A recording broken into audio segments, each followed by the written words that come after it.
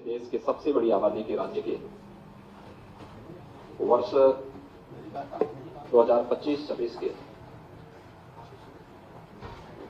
सामान्य बजट के संदर्भ में हुई चर्चा में उच्च सदन से जुड़े हुए हमारे लगभग 50 सदस्य इस पूरी चर्चा में भाग ले रहे हैं। लोकतंत्र का इससे अद्भुत परिदृश्य दूसरा दिखना बहुत कठिन है, क्योंकि लोकतंत्र की सबसे बड़ी ताकत है संवाद, अपने विचारों के अभिव्यक्ति। मर्यादा के दायरे में हम अपनी अभिव्यक्ति को सदन के मंच पर रखें, सदन के पटल पर रखें, इससे बड़ी दूसरी बात नहीं हो सकती है। और उत्तर प्रदेश जैसे राज्य के बजट को लेकर के सत्ता पक्ष और विपक्ष से जुड़े हुए सदस्यों ने जो रुचि ली है, अपने बहुमूल्य विचार इस सदन के सामने रखे हैं, मैं इसके लिए उन सभी माननीय सदस्यों को हृदय से धन्यवाद देना चाहता हूं जिन्होंने इस पूरी चर्चा में भाग लिया। बहुत ही चर्चा जब हम लोग यहां पर आगे बढ़ा रहे हैं तो यह वर्ष अत्यंत महत्वपूर्ण है और उन सभी घटनाओं के हम साक्षी बन रहे हैं। महाकुंभ प्रयागराज आज उत्तर प्रदेश ही नहीं बल्कि देश और दुनिया के हर उस व्यक्ति की मनोमस्तिष्क में छाता हुआ दिखाई दिया है जो अपने आप में दुनिया की एक यूनिक इवेंट बनकर के लंबे समय तक दुनिया को अपनी ओर आकर्षित करेगा।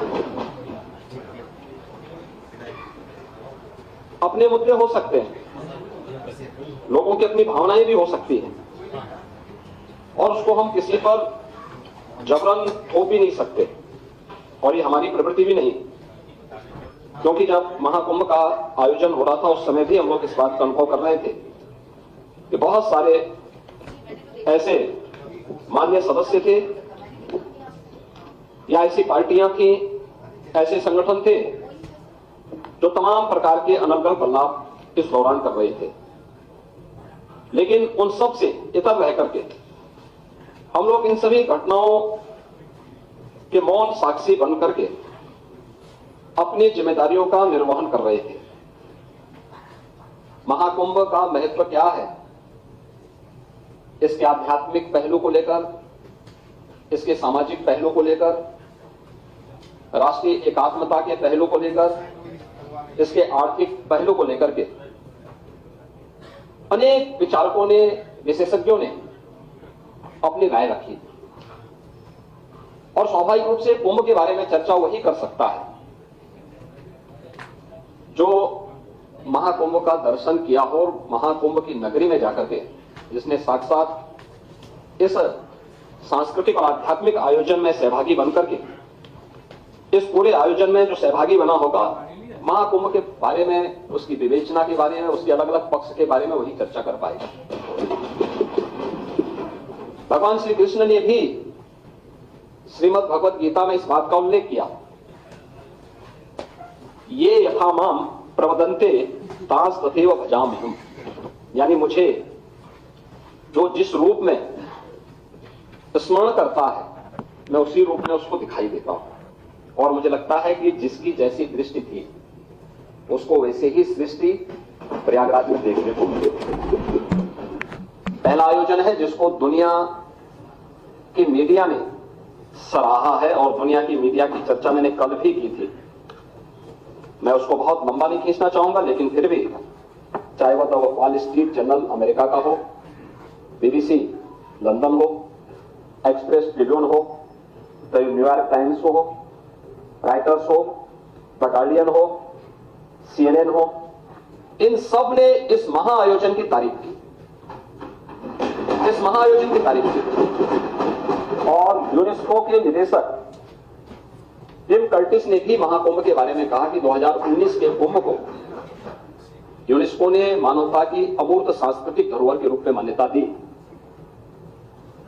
उन्होंने कहा कि इससे पहले 2023 में इसके सामाजिक, आर्थिक और पर्यावरणीय प्रभावों की निगरानी की जा रही थी।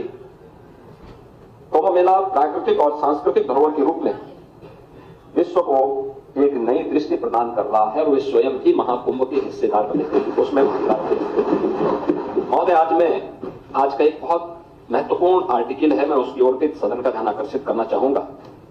और वह इसलिए भी आवश्यक है क्योंकि हमारे प्रतिपक्ष के जो माननीय सदस्य हैं वे जानते हैं देश के एक प्रतिष्ठित हिंदी आलोचक श्री सुधीर पचौरी को हमारी संघ विचारधारा के नहीं है, भारतीय जनता पार्टी से भी उनका कोई संबंध नहीं है। वे हमारी विचारधारा अन्य इस प्रकार के मुद्दों की अक्सर आलोचना और आलोचनात्मक कार्यों के लिए वो जाने जाते हैं। महाकुंभ के बारे में उन्होंने लिखा कि समाज अपने अनुभवों में जीता है। उन्होंने बहुत सारी चीजें इसमें लिखी हैं। उन्होंने लिखा है कि 45 दिन लंबे अनुभव में हर रोज 1 से 1.5 करोड़ की संख्या में आती संगम में सहज अनुशासित भाव से आस्था की डुबकी लगाती और उतनी शांति से वापस जाती भीड़ ने अपने सदव्यवहार से दुनिया के मीडिया को आकर्षित और अभिभूत किया। लेकिन ये भारत के सनातन धर्म के अनुशासन को, उसकी आस्था को अभिव्यक्त किए जा रहे हैं विचार। उन्होंने ये भी लिखा है कि ऐसी उदारता, सहजता, सहनशीलता, विनम्रता और शालीनता गहरा आदर भाव पैदा करती है। यानी भारत के प्रति और सनातन धर्म के प्रति हर व्यक्ति के मन में या जो भाव है, आपने देखा होगा 66 करोड़ 30 लाख से अधिक श्रद्धालु आते हैं और इन 45 दिनों में प्रयागराज हो, उत्तर प्रदेश हो, कहीं भी कोई लूट की घटना नहीं, कोई अपहरण की घटना नहीं, कोई दुष्कर्म बलात्कार की घटना नहीं, कोई भी छेड़छाड़ नहीं, कोई भी ऐसी घटना नहीं जिसके बारे में कोई अपने आप को शर्मिंदा महसूस करे। ये सामाजिक अनुशासन नहीं तो क्या? एकाग्रता का इससे अच्छा उदाहरण। जाति के भेद, सारी सीमाएं टूट गई। कोई जाति का भेद नहीं, कोई पंथ का भेद नहीं, कोई संप्रदाय का भेद नहीं, कोई क्षेत्र का भेद नहीं। देश की सीमाओं को भी लांघने वाला, वसुधैव कुटुंबकम के भाव को जागृत करने वाला महाकुंभ एक नया संदेश दुनिया को दिया है। और अंत में श्री सुधीर पचौरी इस बात को भी लिखते हैं अपने आर्टिकल में कि क्या पता कि ऐसे ही निंदकों के प्रतिकार में इस महाकुंभ में इतने रिकॉर्ड तोड़ श्रद्धालु आए ताकि दुनिया जान ले कि समस्त हिंदू समाज एक है। यानी जो लोग महाकुंभ की निंदा कर रहे थे उनके बारे में वो कहते हैं कि जो लोग कभी पॉल्यूशन को लेकर के, कभी व्यवस्था को लेकर के, कभी किसी अन्य झूठी खबर को लेकर के तमाम प्रकार से इस महाकुंभ के आयोजन को किसी न किसी प्रकार से हतोत्साहित करना चाहते थे, लेकिन उन सब निंदकों को मुंहतोड़ जवाब देने के लिए जनता जनार्दन प्रतिकार के रूप में भी वहां पर उपस्थित होती हुई दिखाई दी। उन्होंने कहा कि नहीं, हम सब एक हैं ताकि दुनिया जान ले कि समस्त हिंदू समाज एक है। यही नहीं, महाकुंभ ने एक नया हिंदू विमर्श भी पैदा किया है कि हे पश्चिमी आधुनिकता, जिसे तूने दूषित किया वह अब भी हमारे लिए पवित्र है। याद करिए, जिस गंगा की पवित्रता और अविरलता के बारे में प्रश्न उठ रहा था 2014 के पहले, नमामि गंगे परियोजना के पहले उत्तर प्रदेश के अंदर मां गंगा 1000 किलोमीटर दूरी तय करती है, बिजनौर जनपद से बलिया जनपद तक। इन 1000 किलोमीटर के दायरे में सबसे क्रिटिकल पॉइंट, और ये क्रिटिकल पॉइंट केवल उत्तर प्रदेश के लिए नहीं था, गंगोत्री से लेकर गंगा सागर तक के इस पूरे 2500 किलोमीटर के दायरे में था, वह कानपुर था। कानपुर में 125 वर्षों से सीसा उपमऊ में 4 करोड़ लीटर सीवर प्रतिदिन गंगा जी में उड़ेला जाता था। हम आभारी हैं प्रधानमंत्री मोदी जी के, जिन्होंने नमामि गंगे परियोजना के माध्यम से इस योजना को प्रभावी ढंग से लागू करने के लिए हमें पर्याप्त धनराशि उपलब्ध कराई। यद्यपि पैसा 2015 में भी उन्होंने उपलब्ध कराई, लेकिन समाजवादी पार्टी की तत्कालीन सरकार ने उसको लागू करने के लिए कोई कदम नहीं उठाए। ये जो प्रदूषण की बात करते थे ना, ये वही लोग हैं जो अपने समय में कुछ कर नहीं पाए और हमें अवसर मिला तो डबल इंजन की सरकार ने सीसा मऊ के सीवर पॉइंट को सेल्फी पॉइंट बनाने का काम किया। एक भी बूंद सीवर आज के दिन पे मां गंगा में कानपुर में नहीं जाता है। और यही बात उन्होंने कहा कि ये सीवर पॉइंट बनाने का काम किसने किया, सीवर वहां तक गिराने का काम किसने किया? अंग्रेजों के समय प्रारंभ हुआ था। तो पश्चिम के जो विचारक आज हमें उपदेश देते हैं, अपने करतूतों को नहीं देखते। और उन्होंने कहा कि उसको नहीं, जिसको ये दूषित कहते थे भारत के सनातन धर्मावलंबियों के लिए, वह मां गंगा आज भी उतनी ही पवित्र है। और इसलिए उन्होंने इन सभी चीजों की परवाह के बगैर, क्योंकि उन्होंने कहा कि यही नहीं, महाकुंभ में एक नया हिंदू विमर्श भी पैदा किया है। ये पश्चिमी आधुनिकता जिसे तूने दूषित किया वह भी हमारे लिए पवित्र है, क्योंकि यही हमारी सुरसरी है जो बहते बहते हरेक को पवित्र करती रहती है। और विज्ञान भी तो यही कहता है कि बहता हुआ जल अपने आप को पवित्र करता रहता है। हमारी नदी संस्कृति यही है। और आपने इस चीज को देखा होगा, मैंने पिछले दिनों जब मैं यहाँ पे राज्यपाल जी के भाषण में चर्चा के में भाग लेने के लिए यहाँ आया था, तब भी मैंने बताया था कि सेंट्रल पॉल्यूशन कंट्रोल बोर्ड के जो भी नमूने लिए जाते थे वह 200 से लेते थे, लेकिन उत्तर प्रदेश सरकार की जो pollution control board Uttar Pradesh का है, उसके अपने सैंपल कलेक्शन होते थे और लैब भी वहां मौजूद है। हमने कोई आउटसोर्स नहीं किया, बल्कि स्वयं के मैन पावर से सारे सैंपल लेते थे और हम लोग देखते थे कि जिन क्षेत्रों में, खासतौर पर आबादी वाले उन क्षेत्रों में जहां भैंस गाय नदी से इस पार से उस पार जाते हैं, और वहां पे जब भैंस गाय नदी में नहाते हैं तो वहां पे फीकल कोलिफॉर्म की मात्रा बढ़ती है। लेकिन वही चीज आगे बढ़ती भी तब जाती थी। संगम में जब भी नमूने लिए गए तो नमूने बीओडी के, डीओ के या फीकल कोलिफॉर्म के हमेशा वह शुद्धता के सभी मानकों को पूरा करते हुए दिखाई दिए हैं। और हर सैंपल को जनवरी से लेकर के फरवरी तक हर सैंपल वहां पे पास हुआ है। ये चीजें क्या दिखाती हैं कि हमारी मां गंगा या हमारी नदी संस्कृति हमेशा अपनी शुद्धता का ध्यान भी स्वयं रखती है, क्योंकि वही तो हमारी जीविका का आधार भी है और हमारे जीवन का आधार भी है। लेकिन आर्थिकी का पक्ष भी महत्वपूर्ण है और हम आभारी हैं प्रधानमंत्री मोदी जी के इस बात को लेकर के कि उन्होंने भारत की विरासत को विकास के साथ जोड़ने के साथ साथ आस्था को आजीविका के साथ जोड़ करके नए नए साधन उपलब्ध करवाए हैं देशवासियों के लिए। 2019 के पहले प्रयाग आपके काशी में कितने श्रद्धालु या टूरिस्ट आ पाते थे, उनकी संख्या सीमित थी। और काशी विश्वनाथ धाम बनने के बाद आज पूरी काशी नए कलेवर और काया के साथ दुनिया को अपनी ओर आकर्षित कर रही है। 13 जनवरी से लेकर के 27-28 फरवरी तक इन 45-50 दिनों तक पूरी काशी पूरी तरह पैक थी। 5 लाख से लेकर के 25 लाख श्रद्धालु प्रतिदिन वहां पे दर्शन करता था, मां गंगा में स्नान भी करता था और काशी इस वैभव को भी देखता था, इस कलेवर और कायाकल्प को भी देख करके अभिभूत होता था और काशी के साथ साथ प्रदेश और देश के विकास में भी अपना योगदान करता था। लेकिन काशी के लोगों का धैर्य उस दौरान वास्तव में उससे भी ज्यादा अभिनंदन का पात्र है, जिन्होंने 1.5 महीने लगभग 150 दिन तक उनके आने जाने के साधन बंद रहे, लेकिन धैर्य के साथ आतिथ्य सत्कार का एक नया उदाहरण प्रस्तुत किया। यह हमारा काशी है, सबको गले लगाना जानता है। अयोध्या धाम यही दृश्य था। 5 लाख से लेकर 15 लाख श्रद्धालु प्रतिदिन अयोध्या धाम में देखने को मिला। उन्होंने सुविधाओं की परवाह नहीं की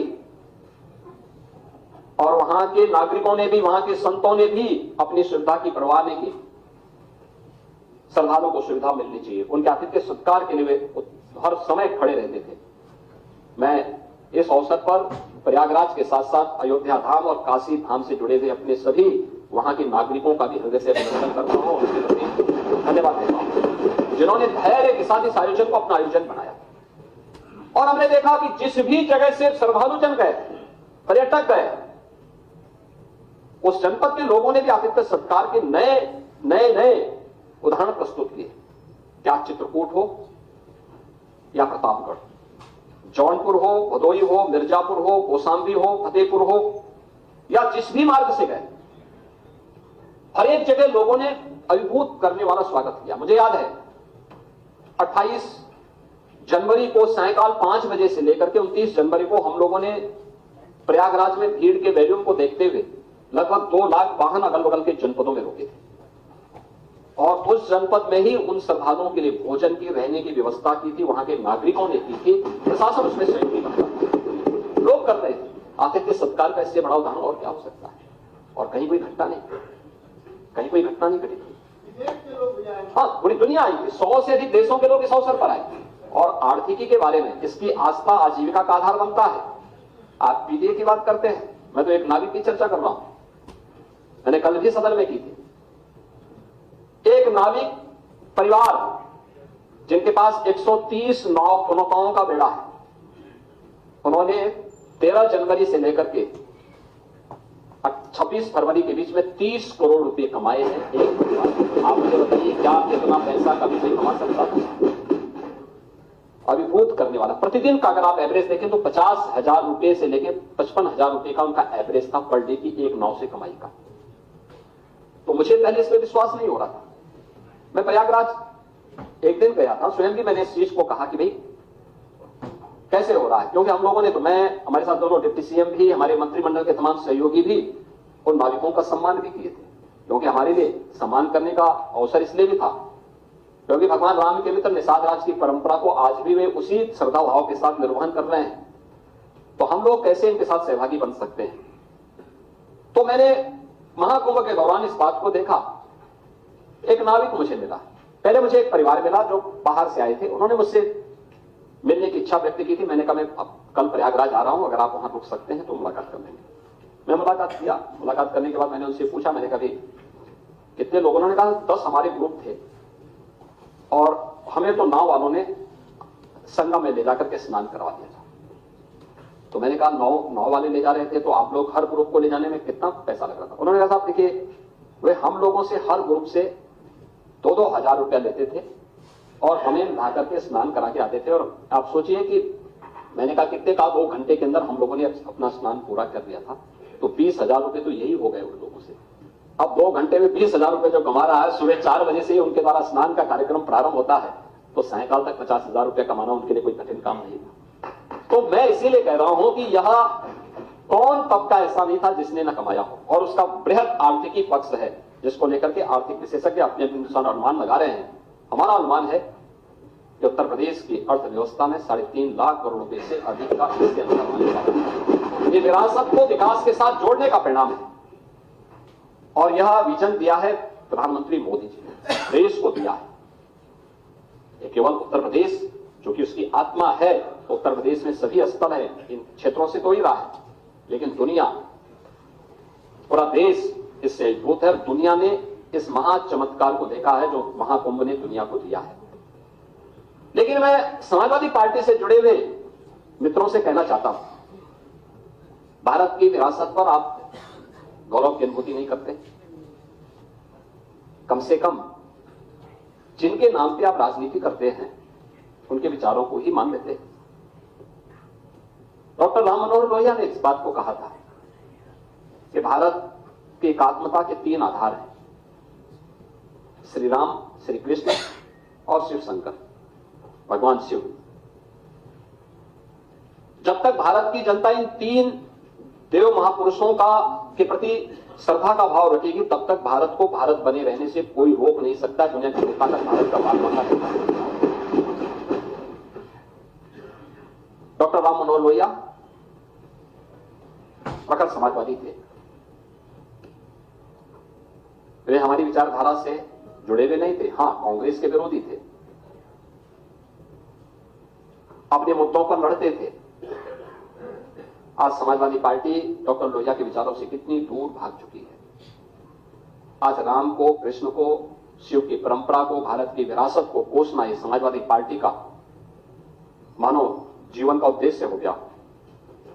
और दुर्भाग्य है कि इन्होंने आदर्श किसको माना है, यानी औरंगजेब को।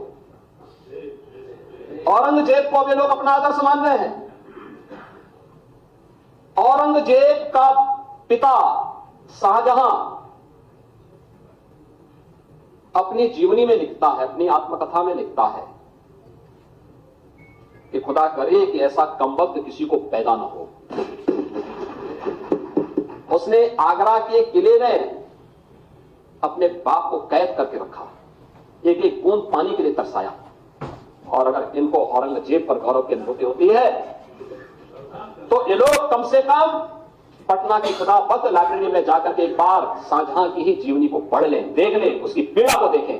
हां, जिनका आचरण औरंगजेब जैसा है वे लोग औरंगजेब पर गौरव की अनुभूति करें, लेकिन भारत को कम से कम इस पर न करें। और समाजवादी पार्टी को इसका जवाब देना चाहिए।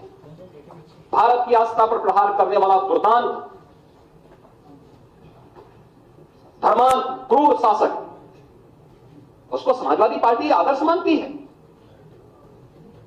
जो भारत को रौंदने के लिए आया था, जजिया कर लगा रहा था, भारत का इस्लामीकरण कर रहा था, कोई सभ्य मुसलमान भी अपने पुत्र का नाम औरंगजेब नहीं रखता, क्योंकि इसे मालूम है यथा नाम तथा काम।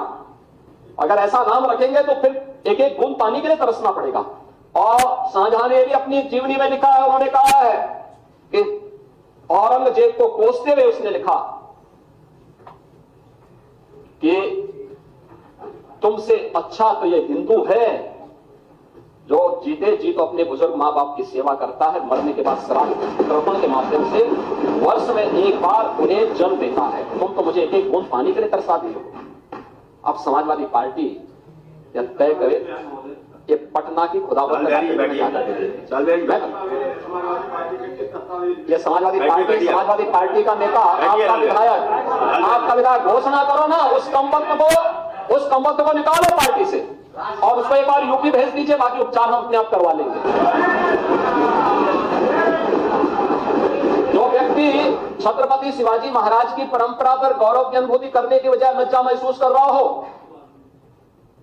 और औरंगजेब को अपना नायक मान रहा हो, क्या उसको भारत के अंदर रहने का अधिकार होना चाहिए क्या?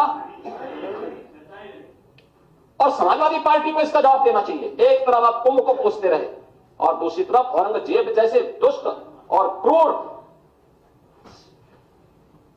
धर्मांत मंदिरों को तोड़ने वाले व्यक्ति को, भारत की आस्था को निर्ममता के साथ रौंदने का कार्य करने वाले व्यक्ति को महिमामंडन करते हो।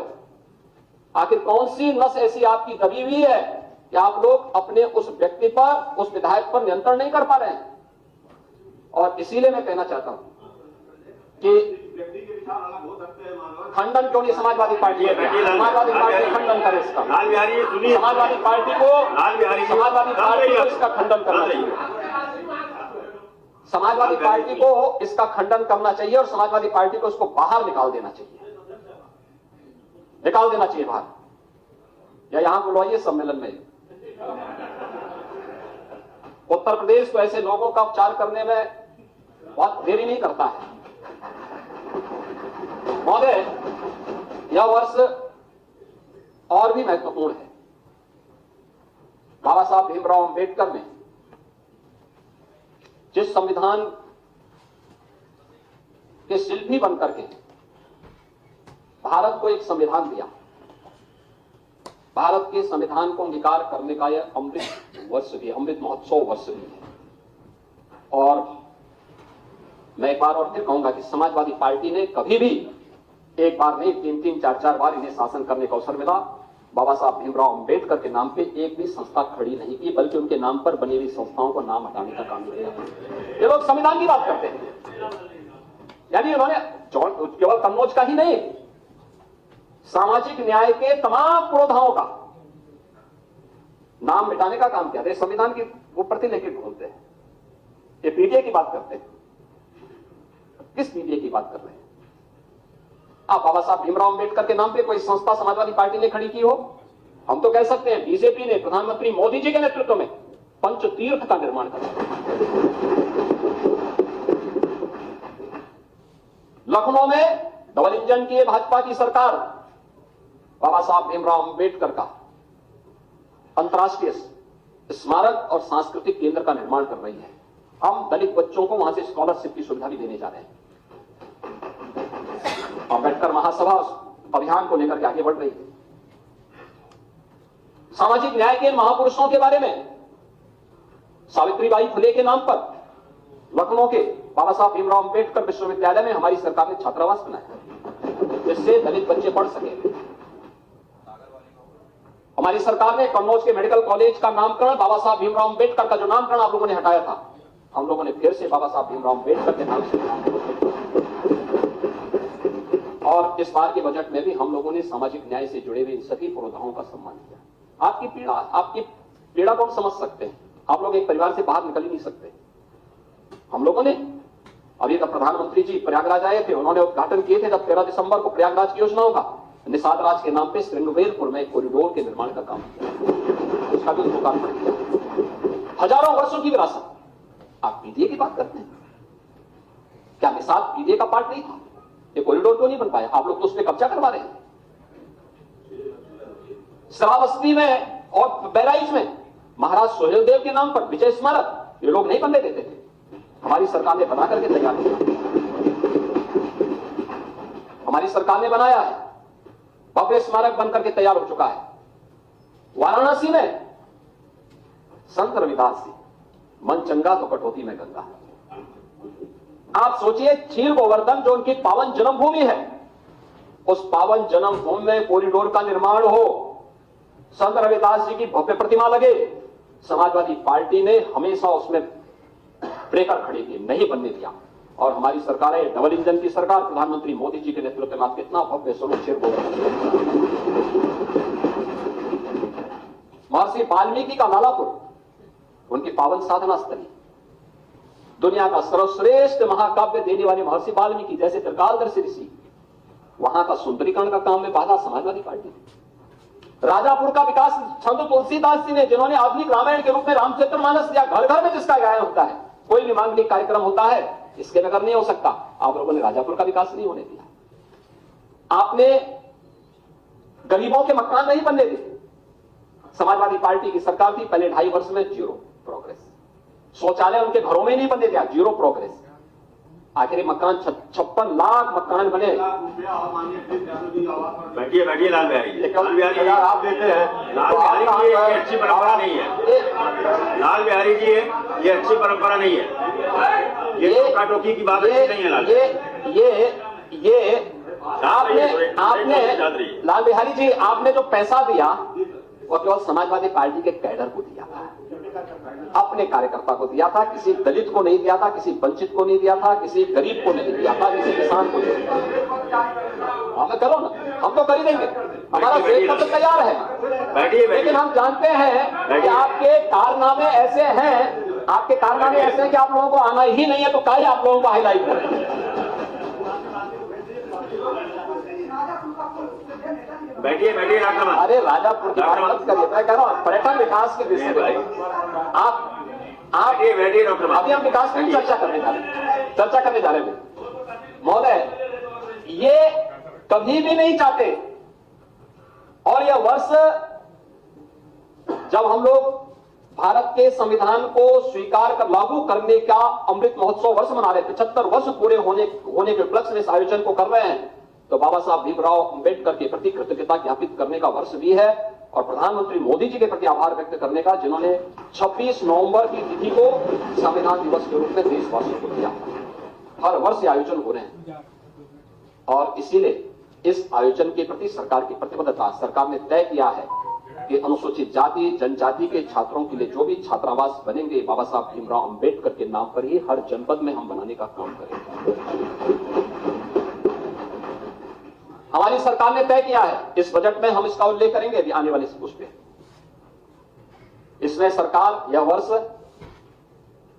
लोक माता अहिल्याबाई होलकर जी की 300वीं जयंती वर्ष भी है, उनके प्रति कृतज्ञता ज्ञापित करने के लिए हम 7 स्थानों पर कामकाजी महिलाओं के लिए छात्रावास की सुविधा भी देने जा रहे हैं। ये अहिल्याबाई होलकर के नाम के सभी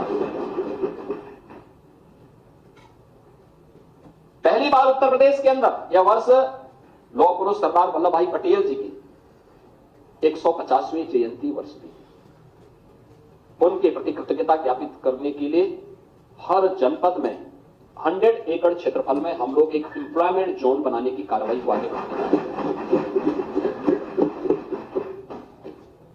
ऐसी अनेक योजनाओं को लेकर आए हैं।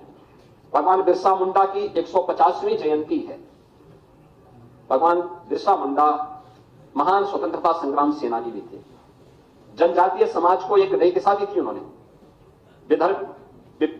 विदेशी ताकतों के खिलाफ लड़े थे।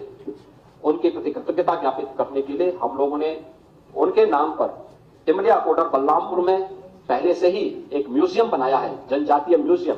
और ऐसे मिर्जापुर और सोनभद्र में भी इस प्रकार के म्यूजियम के निर्माण के कार्यक्रम को हमारी सरकार आगे बढ़ाने जा रही है। सरकार का कार्यक्रम अपने विरासत को आगे बढ़ा करके एक सर्वसमावेशी, सर्वस्पर्शी और लोक मंगल की कामना के बजट को लेकर के आगे आना था।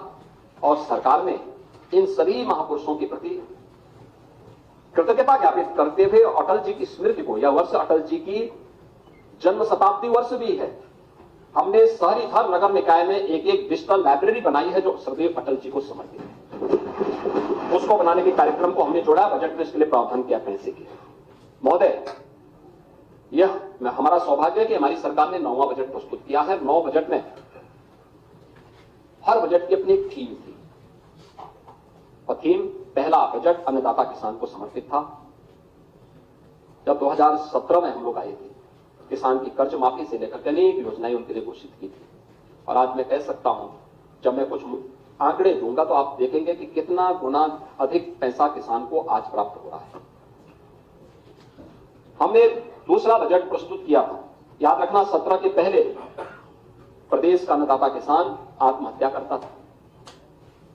आज अन्नदाता किसान खुशहाल है, उसके बारे में हम आगे बताएंगे भी। दूसरा बजट हमने प्रदेश के इंफ्रास्ट्रक्चर और औद्योगिक विकास को समर्पित किया था, जो किसी भी विकसित राज्य के या विकसित देश की एक आधारशिला बनती है और ये नए रोजगार का सृजन भी करता है। हमने उसको समर्पित किया था। तीसरा बजट प्रदेश की मातृशक्ति को समर्पित किया था। महिला सशक्तिकरण को लेकर मिशन शक्ति के कार्यक्रम को भी सरकार ने इस वर्ष लॉन्च किया था। चौथा बजट युवा शक्ति को समर्पित किया था और इसमें स्वामी विवेकानंद स्कीम के अंतर्गत 2 करोड़ युवाओं के लिए टैबलेट और स्मार्टफोन वितरण के कार्यक्रम को हम लोगों ने आगे बढ़ाया था।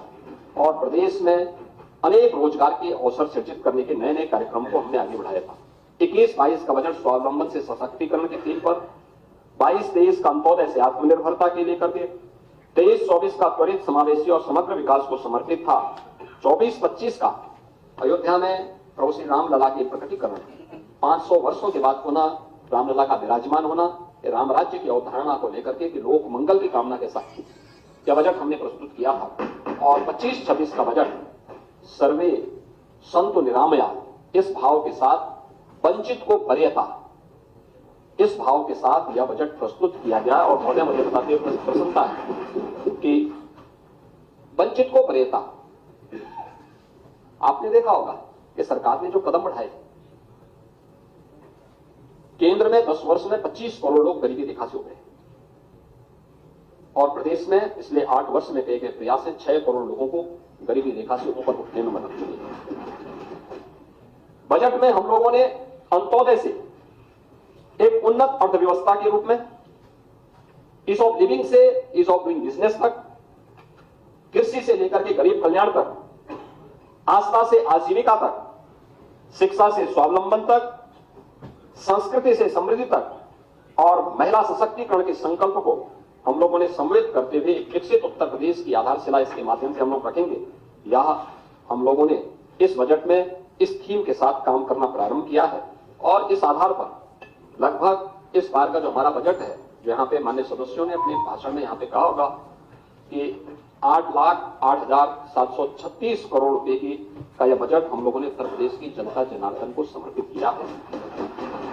इसमें अगर आप देखेंगे 16-17 की तुलना में ये लगभग 2.5 गुना बढ़ा है और 24-25 की तुलना में लगभग 10% अधिक है। बढ़ा हुआ बजट का आकार ये केवल एक व्यय नहीं है, बल्कि अंतिम पायदान पर विकास की पहुंच, उत्तर प्रदेश का इंफ्रास्ट्रक्चर डेवलपमेंट, आम जन के जीवन स्तर को ऊपर उठाने और प्रति व्यक्ति आय को बढ़ाने के साथ साथ आर्थिक विकास को तेज करने की एक ईमानदार प्रतिबद्धता को दोहराने का कार्य कर रहा है।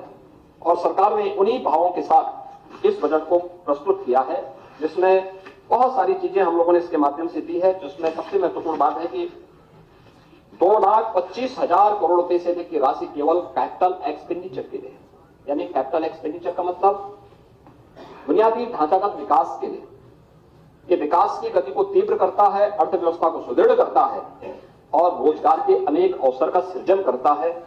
और यह एक बड़ी राशि उत्तर प्रदेश के बजट में हम लोग प्रस्तुत करते आए हैं। अगर 16-17 की तुलना में हम देखेंगे तो प्रति व्यक्ति आय को हमें दोगुने से अधिक करने में सफलता प्राप्त हुई है। और आज उत्तर प्रदेश हर दिशा में आगे बढ़ा है और मुझे बताते हुए प्रसन्नता है कि हमारे समाजवादी पार्टी के मित्रों को इस बात के लिए परेशानी होती है कि आप बजट का दायरा क्यों बढ़ा रहे हैं। देखिए, बजट के दायरे को ही नहीं बढ़ाया जाता है, बल्कि अपने घाटे को भी नियंत्रित किया जाता है। और राजकोषीय अनुशासन का, वित्तीय अनुशासन का सबसे अच्छा उदाहरण माना जाता है, जिसके लिए रिजर्व बैंक ने भी एक लिमिट तय की हुई है कि आप इससे ज्यादा जो आपका कुल जीएसडीपी होगा उससे आप कितना पैसा उधार लोन दे सकते हैं, वो लिमिट तय है। और सरकार का जो यह जीएसडीपी का जो हमारा राजकोषीय घाटा है 3% से कम है, 3% यानी 2.97% है, जिसको हम कांस्टेंट रूप से आगे बढ़ा रहे हैं, जबकि हम बजट का दायरा बढ़ा रहे हैं। और यह तब है कि जब पिछले 8 वर्ष में सरकार ने कोई नया टैक्स उत्तर प्रदेश की जनता जनार्दन पे नहीं लगाया, बल्कि डीजल और पेट्रोल पर जो पहले से वैट था उसको कम किया है। बिना टैक्स बढ़ाए बजट का दायरा बढ़ा देना, बिना टैक्स लगाए इंफ्रास्ट्रक्चर के नए युग में प्रदेशवासियों को पहुंचा देना, यह अपने आप में सरकार की प्रतिबद्धता को दिखाता है, पॉलिटिकल विल पावर को दिखाता है। सरकार ने वो दिखाने का प्रयास किया कि हां, हम भ्रष्टाचार पर प्रहार करेंगे, लीकेजेज को रोकेंगे। और लीकेजेज को रोकने का परिणाम है कि आज हम बजट के दायरे को बढ़ाने में भी सफल हुए हैं। विकास के लिए पैसा दिया है, लोक कल्याण के लिए पैसा दिया है और हर एक विभाग की आवश्यकताओं की पूर्ति करते हुए सरकार ने इन कार्यक्रमों को आगे बढ़ाने का काम किया है। अरे लाल बिहारी जी, आ रहा हूं, जबरदस्ती लिखवा अच्छा बात आपने कही है तो अच्छा, जब आपका बजट था 3 लाख करोड़ था तो आपका जो खर्चा होता था वह भी 60 से 65% तक ही मात्र खर्च हो पाता था। आप उसको पीएलए में डालते थे जिससे अगले बार फिर उसमें लूट हो सके। हमने पीएलए की स्कीम बंद करवाई, हमने कहा ये वापस राजकोष में जाएगा। और याद रखना, आज बजट का दायरा 8 लाख करोड़ से ऊपर का पहुंच चुका है और ये खर्चा 31 मार्च तक ये खर्चा हो जाएगा। आप ये मान के चलिए कि यह जो खर्चा होगा ये 75 से लेकर 80% और कभी कभी 90% तक ये खर्चा होता है। नहीं, वापस नहीं होता है, फिर उसकी एसएनडी पहले से तैयार रहती है, उस पैसे को उनको वापस किया जाता है। विकास के लिए पैसे की कमी आज के दिन पे नहीं है। आपके समय में नहीं होता था कि 100 करोड़ का कोई मार्ग सैंक्शन कर लो और 1 रुपया देते थे। आप मुझे बताओ, है इन्हीं के नाम पे। यानी हमें 17 में आने के समय आते, जब हम लोग आए थे तो पहले वर्ष हजारों करोड़ रुपए आपकी सरकार के पाप को भरने में ही हमें खर्च करना पड़ा था, 1-1 रुपया। आप मुझे बताओ, 1 रुपया, और 1 रुपये में इनका गिट्टी बालू वहां गिर गया था ठेका हथियाने के लिए। यानी ये लोग मजाक बना रहे थे उत्तर प्रदेश को, लेकिन आज ऐसा नहीं हो सकता। पिछले 8 वर्ष में जो ट्रांसपेरेंसी लेके आए हैं, हाँ, कार्य में औपचारिकताओं को पूर्ण करने में समय लगेगा, लेकिन कार्य पूरा होगा। कार्य पूरा होने की गारंटी है। उस पूरा होने की गारंटी के साथ आज काम हो रहा है। महोदय, नीति आयोग ने उत्तर प्रदेश को अपने राजकोषीय अनुशासन को बनाए रखने के लिए देश के अंदर अग्रणी राज्यों की श्रेणी में रखा है कि यह उत्तम उदाहरण है। देखिए, 25 करोड़ की आबादी है और रेवेन्यू सरप्लस स्टेट है। हमारे पास एक समय था, समाजवादी पार्टी की सरकार थी, कोई बैंक लोन देने को तैयार नहीं होता था, कोई निवेश करने को तैयार नहीं होता था। आज हम कोई प्रोजेक्ट तैयार करते हैं, एक लाइन लगती है बैंकों की, साहब बताइए हम पैसा देना चाहते हैं, पैसा देना चाहते हैं। परसेप्शन। एक समय आप था लाल बिहारी जी, अगर आप 17 के पहले देश के अंदर किसी होटल या किसी धर्मशाला में जाते उत्तर प्रदेश के नाम पर और आजमगढ़ के नाम पे, तो कभी कमरा ही नहीं मिलता। लेकिन आज ऐसा स्थिति नहीं। आज आप कहीं जाएंगे उत्तर प्रदेश के नाम पे, समाजवादी पार्टी का नाम मत बोलना, उत्तर प्रदेश के नागरिक है, हर व्यक्ति आपको सम्मान की निगाहों से देखेगा। ये परसेप्शन आपने कहां छोड़ा था, ये सरकार कहां लेके गई। आप लोगों ने सम्मान डुबो दिया था। उत्तर प्रदेश का कहना चाहते हैं खतरे उत्तर प्रदेश का सम्मान नहीं था। मैं पूरी बात सुन लीजिए, पूरी बात सुनिए, पूरी बात सुनिए। अरे ये सच्चाई है। आप सोचिए ना, मैं तो बोल रहा हूं, ये होता था नहीं। उत्तर प्रदेश का नौजवान कहीं अपनी पहचान नहीं बताता था, छुपाता था। लेकिन आज पहचान का संकट नहीं उसके पास। आज जाता है, लोग उत्तर प्रदेश के नाम से उसका सम्मान करते हैं और बोलते हैं अच्छा उत्तर प्रदेश से। सामने पहुंचने वाले का चेहरा खिलता है और यह है यूपी की नई पहचान। और इसलिए आप सबसे मैं कहना चाहूंगा कि आपको थोड़ा इन सब पर आत्ममंथन करना चाहिए। कभी एकांत में समय मिले, क्योंकि वैसे भी आप लोगों का कोई काम तो है नहीं, सदन के दौरान थोड़ा बोलने का मौका मिला, वैसे कोई काम मिलेगा नहीं, तो थोड़ा एकांत में बैठेंगे तो मानसिक रूप से भी शांति मिलेगी। और थोड़ा पिछले कार्यों के लिए पश्चाताप करके उत्तर प्रदेश की जनता से एक बार माफी मांग लेते हैं। अपने किए आप नहीं थे, लेकिन जो थे उन लोगों से बोलिए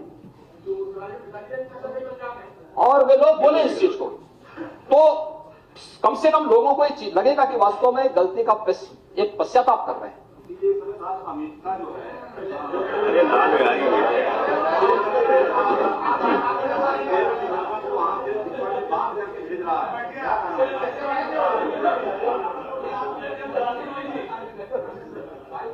सभापति जी, इसके साथ साथ इन्होंने नीति आयोग ने यह भी कहा है कि 18-19 से 22-23 की अवधि में प्रदेश का जो फिस्कल हेल्थ इंडेक्स था वह 8.9 अंकों के साथ आगे बढ़ा है। और प्रदेश में 18 से 23 की अवधि में जो हमारा कैपिटल एक्सपेंडिचर है वह भी 14.8% से 19.3% के मध्य रहा है। यानी एक बहुत बेहतर स्थिति में उत्तर प्रदेश तेजी के साथ आगे बढ़ा है। रिजर्व बैंक ऑफ इंडिया ने भी इस बारे में कहा है, जो उनकी 24-25 की रिपोर्ट आई है उसमें उन्होंने कहा है कि देश के सभी राज्यों की स्वयं के कर की प्राप्ति में उत्तर प्रदेश का अंश 22-23, 23-24 और 24-25 में जो 9.9%, 10.5% और 11.6% रहा है। यानी जो बेहतरीन लगातार बढ़ोतरी की जरूरत है।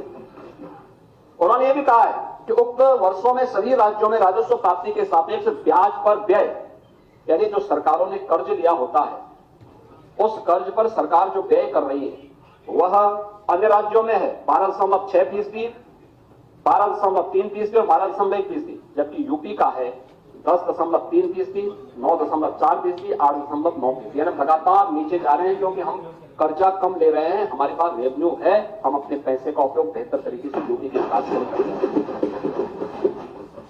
ये कुछ आंकड़े हैं जो आप लोगों की आंखों को खोलने वाला होना चाहिए। और इसके साथ ही जो उत्तर प्रदेश की जीएसडीपी है, आपके समय में, मैं आपके समय की बात नहीं कर रहा हूं, 1950 से लेकर के 2017 तक ये पहुंच पाई थी मात्र 12.75 लाख करोड़ तक, 12.75 लाख करोड़। और 17 से लेकर के 25 के बीच में, 24 के बीच में, ये केवल 24-25 का हम आंकड़े दे रहे हैं। इस 31 मार्च तक के भी आंकड़े हम उसके साथ जोड़ लें तो 25 तक ही हम मान लेते हैं। ये जो आंकड़े हैं ये बताते हैं कि सरकार के प्रयास किस दिशा में आगे बढ़े हैं। अगर वही प्रयास आपने किए होते तो उत्तर प्रदेश देश का अग्रणी अर्थव्यवस्था होती। जो भारत 7.5 करोड़ पिछले 70 वर्षों में था, मात्र 8 वर्ष में सरकार उसको 27.51 करोड़ तक पहुंचाई। और हम लोग इस बात को मानते हैं कि 25 वित्तीय वर्ष यानी जो 25 से हमारा पहली अप्रैल से 25-26 का वित्तीय वर्ष प्रारंभ होगा, इसके अंत में हम इसको लगभग 32 लाख करोड़ तक पहुंचाने के लक्ष्य के साथ काम कर रहे हैं। विदेशी कर्ज यहाँ नहीं बढ़ा। आपके आंकड़े पता नहीं कहाँ के आंकड़े लाल बिहारी जी बढ़ा है बात पर आपको कुछ न कुछ बोलने जब से देश स्वतंत्र हुआ यूपी का 55 लाख करोड़ रुपया था, और जब से भारतीय जनता पार्टी की सरकार आई से 9 साल में 147 लाख करोड़ रुपया विदेशी कर्ज बढ़ गया। के विकास में सत्य सुनने का अभ्यास डालिए, सत्य सुनने का अभ्यास डालिए। लाल बिहारी सत्य सुनिए, सत्य कड़वा होता है। अगर आपने यहाँ पे दयालु हमारे जयशंकर मिश्रा दयालु जी के भाषण को थोड़ा सुना होता, उन्होंने बहुत अच्छा भाषण दिया, लेकिन बहुत संक्षेप में दिया। उन्होंने एक बात कही, जो ब्रिटेन हम पर शासन किया था 200 सालों तक, भारत ने अपनी आजादी के अमृत महोत्सव वर्ष में उस ब्रिटेन को पछाड़ करके जो दुनिया की 5वीं बड़ी अर्थव्यवस्था प्रधानमंत्री मोदी जी के नेतृत्व में बना है। भारत की अर्थव्यवस्था का दायरा बढ़ेगा तो यहां पर पूंजीगत निवेश के लिए और वेलफेयर की स्कीम के लिए कर्ज का दायरा भी उसमें बढ़ेगा। लेकिन यह सरकार के उसमें है, और आपने इसकी चर्चा तो की, आपने यूएस की चर्चा नहीं की, इंग्लैंड की चर्चा नहीं की, जिस इंग्लैंड में आपके नेता निवेश करते हैं अपना, आप थोड़ा वहां की भी चर्चा कर लो ना। आप जापान की चर्चा करिए, इनके पास कितना इन लोगों ने कर्जा लिया है। अगर उनके सामने आप भारत का देखेंगे तो बहुत कम है, बहुत कम है। और भारत का जो भी है वो अपने नियंत्रण में है, और भारत को आज जिस दिशा में प्रधानमंत्री मोदी जी लेके गए हैं, 27 में भारत दुनिया की तीसरी बड़ी अर्थव्यवस्था भी बनेगी। इसके लिए जो रिफॉर्म, परफॉर्म और ट्रांसफॉर्म की नई संस्कृति को प्रधानमंत्री मोदी जी ने दिया है, ये उसी का परिणाम है। आप लोगों की समझ और बुद्धि से थोड़ा ऊपर का विषय है, आप लोगों को थोड़ा इसके बारे में सोचना चाहिए। लेकिन मैं इस बात को कह सकता हूं कि 2023-24 में अगर आप देखेंगे, देश की जीडीपी 9.6% की दर से बढ़ा है, उत्तर प्रदेश की 11.6% की दर से आगे बढ़ा। यानी जो कदम हमने प्रधानमंत्री मोदी जी के मार्गदर्शन में उत्तर प्रदेश के अंदर उठाए हैं, इसके परिणाम बेहतरीन तरीके से हुए हैं। डिजिटल मैकेनिज्म जो यूपी के अंदर लागू हुआ है, उसका परिणाम शासन की कार्य पद्धति में ट्रांसपेरेंसी के रूप में भी सामने देखने को मिला है। और आज मुझे बता दो, मैंने कहा ना कि उत्तर प्रदेश ने कोई नया टैक्स नहीं लगाया। आपने महाकुंभ के दौरान, आप लोगों को खैर फुर्सत कहां ये सब सुनने की, जो बाहर के लोग आते थे उत्तर प्रदेश के अंदर डीजल या पेट्रोल लेते थे तो उनके राज्य की तुलना में सस्ता होता था, तमिलनाडु की तुलना में, कर्नाटक की तुलना में या पंजाब की तुलना में सस्ता होता था। तो वे लोग आकर के यहां कहते, साहब देखिए यूपी में तो डीजल पेट्रोल भी सस्ता है। यानी आप लोग वहां जनता का शोषण वहां भी आपके मित्रगण कर रहे हैं। तो हम लोगों ने यहां भी डीजल पेट्रोल की दर देश में सबसे कम है, और उस सबके बावजूद भी उत्तर प्रदेश तेजी के साथ आगे बढ़ रहा है। डिजिटल लेन देन जो मैंने कहा ना, एक शासन की कार्य पद्धति में ट्रांसपेरेंसी को लाता है, और इसका एक बेहतरीन उदाहरण बनकर के उत्तर प्रदेश उभरा है। 2017-18 में केवल 122.84 करोड़ का डिजिटल ट्रांजैक्शन हुआ था, और अगर 24-25 के दौरान हम इसको देखेंगे तो यह है 1024.41 करोड़ का डिजिटल ट्रांजैक्शन, कई गुना बढ़ा है। और यूपी में डिजिटल लेन देन अपनाने में पूरे देश में नंबर 1 पर है, और इसमें से आधे से अधिक तो केवल यूपीआई के माध्यम से ही हुए हैं। इसके लिए बैंक की शाखाएं खोली गई, 20,416 बैंक की शाखाएं हैं, 4,932 बैंक मित्र हैं, 18,000 से अधिक 18,747 एटीएम है, 4,40,000 से अधिक बैंकिंग केंद्र हैं जो वहां पर लोगों को सुविधाएं उपलब्ध करवा रहे हैं। डीबीटी के माध्यम से लाभार्थियों तक सीधे पैसा पहुंचाने में भी उत्तर प्रदेश नंबर 1 पर है। अगर हम 11 विभागों के 207 योजनाओं की धनराशि को देखेंगे तो इसमें से 113 केंद्रीय योजनाएं और 94 राज्य सेक्टर से जुड़ी हुई योजनाएं हैं, जिसके माध्यम से 9 करोड़ यानी 24-25 में 9 करोड़ 8 लाख से अधिक लोगों को 1,11,637 करोड़ रुपए का भुगतान सीधे उनके अकाउंट में गया है। ये योजनाओं की बात कर रहा हूं मैं, एग्रीकल्चर और सेक्टर की बात नहीं किया। इस दौरान उत्तर प्रदेश ने एफडीआई को भी, ये फॉरेन डायरेक्ट इन्वेस्टमेंट को भी यहां आमंत्रित करने में सफलता प्राप्त की है, और जिसमें अप्रैल 2000 से लेकर के 2017 तक कुल 3,303 करोड़ रुपए का एफडीआई यूपी के अंदर आया था, और 17 से 24 के बीच में यह आया है 14,008 करोड़ रुपए से अधिक का, यानी आपसे कई गुना, जो आप 17 वर्ष में नहीं कर पाए वह काम उससे कई गुना यहाँ पे इन्वेस्टमेंट उत्तर प्रदेश इन 8 वर्ष में लाने में सफल हुआ है। बैंकिंग तंत्र की जो मैं बात कर रहा था, अर्थव्यवस्था को एक नई गति देता है, उसकी रीढ़ के रूप में काम करता है। निवेश और ऋण देने में इसकी एक बड़ी भूमिका होती है, उसमें एक स्पीड देता है। और उत्तर प्रदेश के बैंक में 16-17 तक पैसा जमा होता था मात्र 12,75,000 करोड़ का, और 24-25 में यही राशि बढ़कर के गई है 29,66,000 करोड़ रुपए आज जमा पिछले सत्र में जमा हुआ है उत्तर प्रदेश के बैंकों में। सीडी रेशो, जो छोटे छोटे यानी बैंकों के द्वारा लोन उपलब्ध कराया जाता है, एक क्रेडिट डेबिट का जो रेशियो यूपी के अंदर है, जितना पैसा हम जमा करते थे कितना प्रतिशत होता था, यहाँ पे लोन दिया जा रहा है, यह मात्र 43-44% 2017 तक था, आज ये बढ़कर के 61% हुआ है। ये दिखाता है कि उत्तर प्रदेश एक अच्छी दिशा में आगे बढ़ा है, कदम आगे बढ़ाए हैं सरकार ने, और सरकार की सभी चीजें दिखती हैं। आरबीआई का बुलेटिन कहता है कि बैंक और वित्तीय संस्थाओं में प्रोजेक्ट फाइनेंसिंग के लिए फंड्स आकर्षित करने में 16.2% हिस्सेदारी के साथ उत्तर प्रदेश देश में शीर्ष स्थान पर है, यानी उत्तर प्रदेश में सर्वाधिक इन्वेस्टमेंट के कार्यक्रमों के लिए बैंकों से लोन आकर्षित करने में उत्तर प्रदेश देश के अंदर नंबर 1 पर है। प्रधानमंत्री जनधन योजना में उत्तर प्रदेश देश में नंबर 1 पर, प्रधानमंत्री सुरक्षा बीमा योजना में उत्तर प्रदेश नंबर 1 पर, अटल पेंशन योजना में देश में प्रथम नंबर 1 पर, प्रधानमंत्री जीवन ज्योति बीमा योजना में उत्तर प्रदेश द्वितीय नंबर पर, पीएम स्वनिधि योजना में सर्वाधिक स्ट्रीट वेंडर को लोन दिलाने में उत्तर प्रदेश नंबर 1 पर, और आयकर रिटर्न भरने वालों की संख्या भी प्रदेश के अंदर बढ़ी है। आज के दिन पर पूरे देश के अंदर 7 करोड़ 40 लाख लोग आयकर रिटर्न भरते हैं। उत्तर प्रदेश में 71,65,000 लोग आज के दिन पर इनकम टैक्स उपलब्ध करते हैं, अपना आईटीआर जमा करते हैं। ऐसे ही प्रदेश के अंदर अन्य सेक्टर में भी काफी वृद्धि हुई है। और आपने रोजगार की बात की, तो मैं आपको बताना चाहूंगा कि समाजवादी पार्टी के समय में प्रदेश का जो बेरोजगारी दर थी वह 17% थी, आज वह 3% है। इसका मतलब रोजगार का सृजन हुआ है, और अनेक अवसर पर यह कार्यक्रम आ रहा हूं, उसमें भी आ रहा हूं, चिंता चलो मैं दोनों सुनने का साहस रखिए। देखिए, आपका एक उदाहरण मैं और बताता हूं।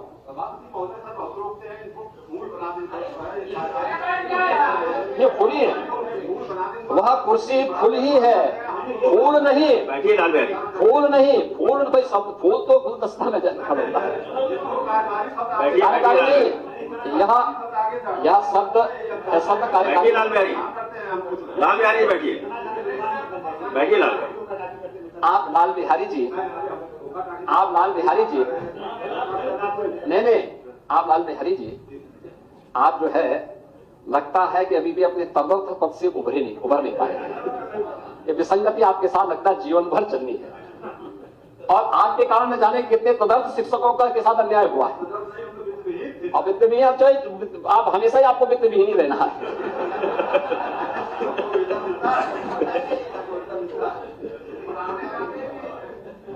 लेकिन बेरोजगारी की दर आपके समय में क्या थी, क्यों थी बेरोजगारी? यूपी जैसे पोटेंशियल स्टेट में, जिस राज्य में अनंत संभावनाएं थी, देश की सबसे अच्छी कृषि भूमि हमारे पास, सबसे अधिक एमएसएमई हमारे पास, सबसे अच्छा जल संसाधन हमारे पास, सबसे अधिक रेल नेटवर्क हमारे पास, और सबसे बड़ी आबादी हमारे पास, और सबसे अच्छी यूथ पावर हमारे पास थी, उस प्रदेश को आप कहां पहुंचा रहे?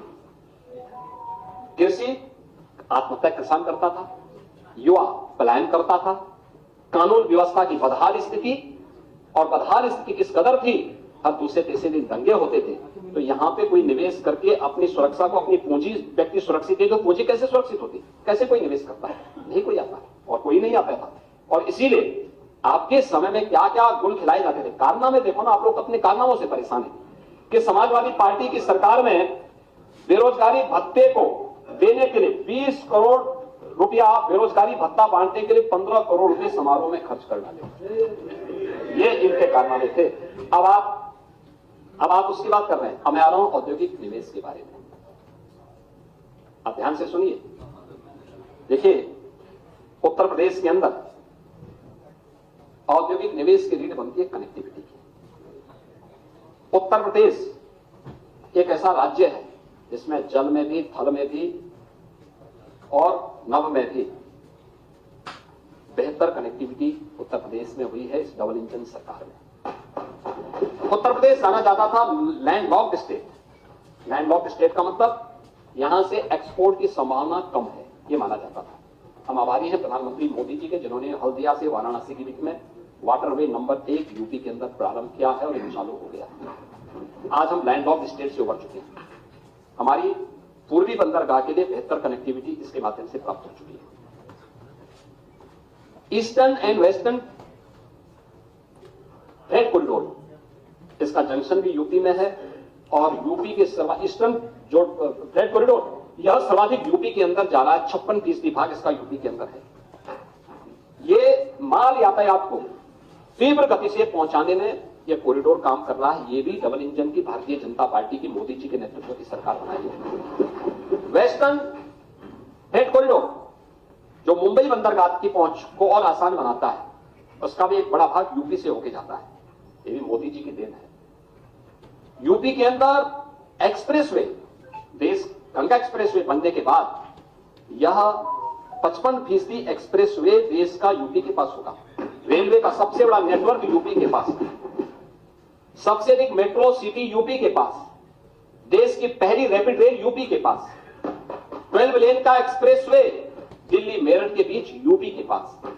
ये सभी डबल इंजन सरकार की ताकत है और इसीलिए औद्योगिक निवेश की इस व्यवस्था को और बेहतर बनाने के लिए हमने इनलैंड वाटरवे अथॉरिटी का गठन किया है, जो बलिया से अयोध्या के बीच और काशी से प्रयागराज के बीच भी वाटरवे की संभावनाओं को तीव्र गति से आगे बढ़ा सके। इसके साथ ही हमने कुछ नए एक्सप्रेसवे की घोषणा और उसके लिए धनराशि की व्यवस्था भी की है इस बजट में।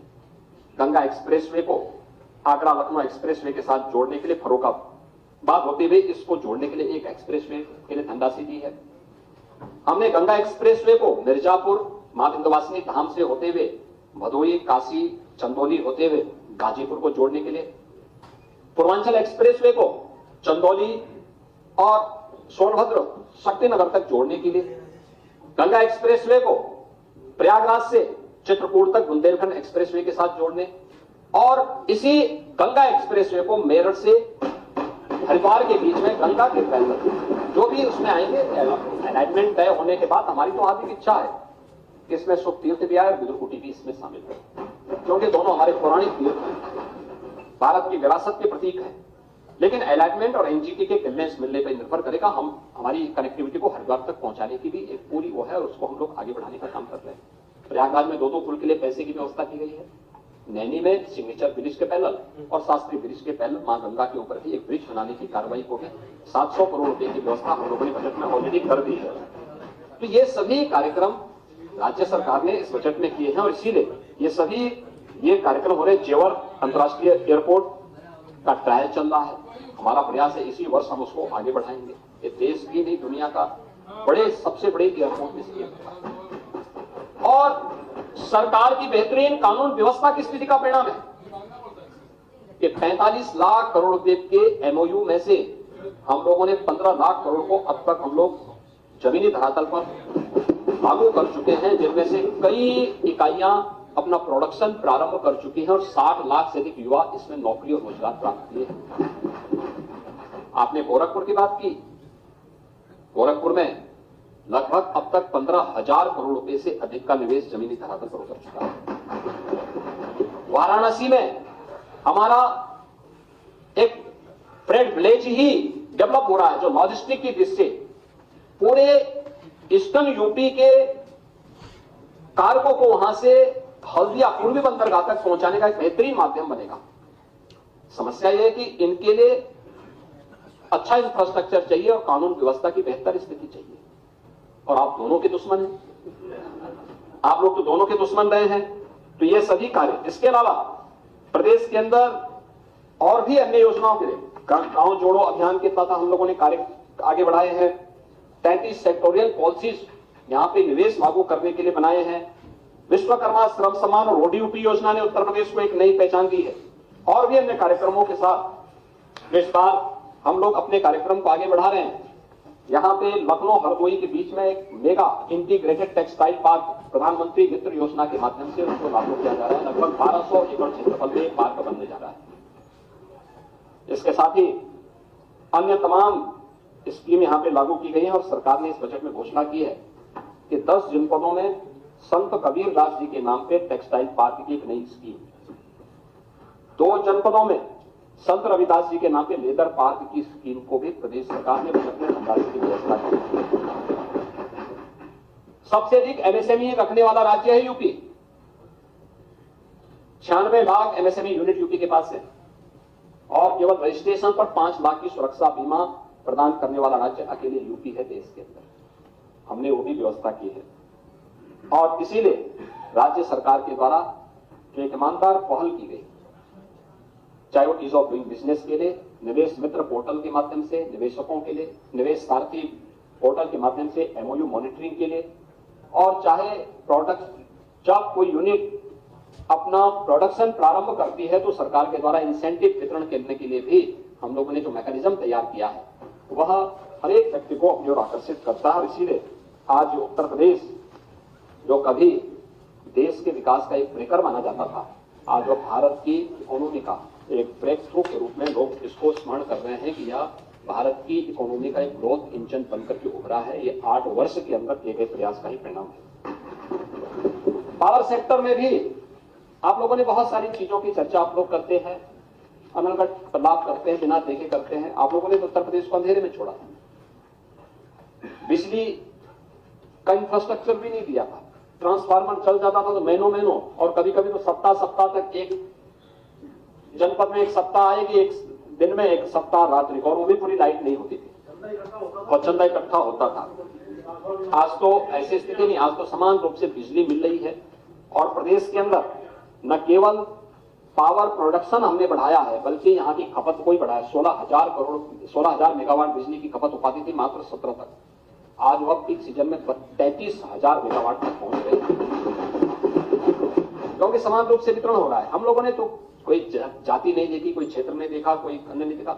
पूरे प्रदेश के अंदर जिला मुख्यालय, तहसील मुख्यालय, ग्रामीण क्षेत्र, 3 प्रकार की कैटेगरी तय करके सबको सुविधाएं दी। ग्रीन एनर्जी बने, कार्बन उत्सर्जन को कम किया जा सके, इसके लिए भी हम लोगों ने अनेक पर्यावरण की दृष्टि से इसके लिए अनेक प्रयास प्रारंभ किए। और सरकार के द्वारा बनाए गए जो प्रयास हैं उसमें सरकार के द्वारा जो प्रयास प्रारंभ हुए उसके अच्छे परिणाम प्रारंभ हुए हैं, और अयोध्या अब एक सोलर सिटी के रूप में डेवलप हो रही है। हमने 17 अन्य नगर निगमों को भी इसके साथ जोड़ने की कार्रवाई को आगे बढ़ाया है। प्रदेश में कृषि विकास की दर के बारे में आप कह रहे हैं, कृषि और किसान, अन्नदाता किसान हमारी प्राथमिकता का विषय है, हमारी पहचान। हमारा अन्नदाता किसान जब पसीना बहाता है तब देश का पेट भरता है। अन्नदाता किसान की मेहनत का परिणाम है कि उत्तर प्रदेश खाद्यान्न उत्पादन में देश के अंदर नंबर 1 पर है। और आज 16-17 में जो 8.6% की किसान जो विकास दर थी, कृषि विकास दर थी, आज वह लगभग 14% तक पहुंचा है। और इसके साथ ही उत्तर प्रदेश में हमारी सरकार ने आने के साथ ही जो कार्यक्रम उठाए, कर्ज माफी के कार्यक्रम के साथ ही प्रधानमंत्री फसल बीमा योजना, प्रधानमंत्री किसान सम्मान योजना, प्रधानमंत्री किसान सिंचाई योजना, और इसके साथ ही निःशुल्क सिंचाई की योजना 14 लाख जो ट्यूबवेल्स की हमने बिल माफ किए थे और उनको हमेशा बिजली की बिल देने की व्यवस्था की। और इसके साथ ही एमएसपी का 1.5 गुना दाम अन्नदाता किसान को मिल सके, इसके लिए जो कार्य प्रारंभ किए गए हैं, बीज और खाद का इंतजाम, ये सभी और अन्य तमाम सुविधाएं जो अन्नदाता किसान को उपलब्ध करवाए गए हैं, आज उसका परिणाम है कि 400 लाख टन फल और सब्जी उत्पादन पर उत्तर प्रदेश नंबर 1 स्थान पर देश के अंदर है। 16-17 में जो खाद्यान्न का कुल उत्पादन उत्तर प्रदेश में होता था वह कुल 557 लाख मीट्रिक टन होता था, आज वह बढ़कर के लगभग 667.39 लाख मीट्रिक टन तक पहुंचा, यानी 20% आगे बढ़ा है। और जो भी हम प्रक्रिया करते हैं किसान से सीधे करते हैं, आपके समय में ऐसा नहीं होता था। 16-17 में खाद्यान्न उत्पादन पर हेक्टेयर 27.25 क्विंटल था। आज 23-24 में अच्छी टेक्नोलॉजी, अच्छी बीज का परिणाम है कि 30.51% हुआ है। तिलहन उत्पादन में भी उत्तर प्रदेश ने 16-17 से 12.40 लाख मीट्रिक टन से बढ़कर के 23-24 में 128% बढ़कर के 28.31 लाख मीट्रिक टन इसके उत्पादन को पहुंचाने में हमें मदद मिली है। 2.5 करोड़ किसान प्रधानमंत्री किसान सम्मान निधि का लाभ उत्तर प्रदेश में प्राप्त कर रहे हैं। और इसके साथ ही अन्नदाता किसानों के साथ साथ गन्ना किसानों को हम लोगों ने 2017 से अब तक 2,73,000 करोड़ रुपए का गन्ना मूल्य का भुगतान भी किया है।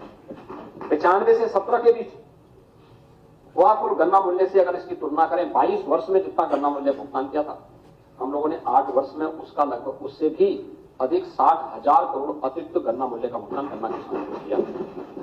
आज 119 चीनी मिलें हमारे यहाँ क्रियाशील हैं। 3 नई चीनी मिलें हम लोगों ने स्थापित की हैं। 6 चीनी मिलों का हम लोगों ने पुनर्संचालन किया है और 30 चीनी मिलों की क्षमता का विस्तार भी करने में हमें सफलता प्राप्त की है। और 1.25 लाख नए नौकरी इसके माध्यम से सृजित करने में भी सरकार को सफलता प्राप्त हुई है। 285 नई खांडसारी इकाइयों को भी गठित करने में सरकार को सफलता प्राप्त हुई और जिसके माध्यम से लगभग 42,000 लोगों को रोजगार इसके माध्यम से प्राप्त हुआ है। और सरकार ने इस बजट में भी कुछ चीनी मिलों के एक्सपेंशन या जो बंद थे उनको पुनर्चलाने के लिए पैसे की व्यवस्था की है। इथेनॉल उत्पादन में भी आज उत्तर प्रदेश 2017 में बिल्कुल 42 करोड़ लीटर इथेनॉल उत्पादन होता था, आज 23-24 में बढ़कर 177 करोड़ लीटर हो गया है और ये देश में नंबर 1 पर है। तो सरकार के द्वारा जो कार्य प्रारंभ किए गए, अगर आप गेहूं और धान के उसमें देखेंगे तो 2012 से 17 के बीच 19 लाख किसानों से कुल 94.38 लाख मीट्रिक टन खरीद हुई है। ये किसान थे नाम, लेकिन ये बिचौलियों से खरीदा जाता था, कोई प्रोक्योरमेंट सेंटर नहीं लगाया जाता था। इसमें 12,808 करोड़ रुपए का भुगतान हुआ और 17-18 से लेकर के 24-25 के बीच हम लोगों ने, जो आप 19 लाख लोगों से खरीदते थे, हम लोगों ने 49,69,576 किसानों से खरीदा है। जो आप खरीदते थे कोई 94,38,000 का हम लोगों ने खरीदा है। जो 94,38,000 मीट्रिक टन गेहूं की कुल खरीद की थी, हम लोगों ने खरीदा है 233,99,000 मीट्रिक टन, आपसे 2.5 गुना अधिक खरीदा है। और किसानों को गन्ना मूल्य का भुगतान किया है 43,424 करोड़, यानी 3.5 गुना अधिक भुगतान गन्ना किसान को सॉरी उन अन्नदाता किसानों के खाते में किया गया है। ऐसे धान की खरीद में 12 से 17 के बीच में आपने 14,87,919 लोगों से 123.61 लाख मीट्रिक टन धान खरीदा, 17,190 करोड़ रुपए का भुगतान किया।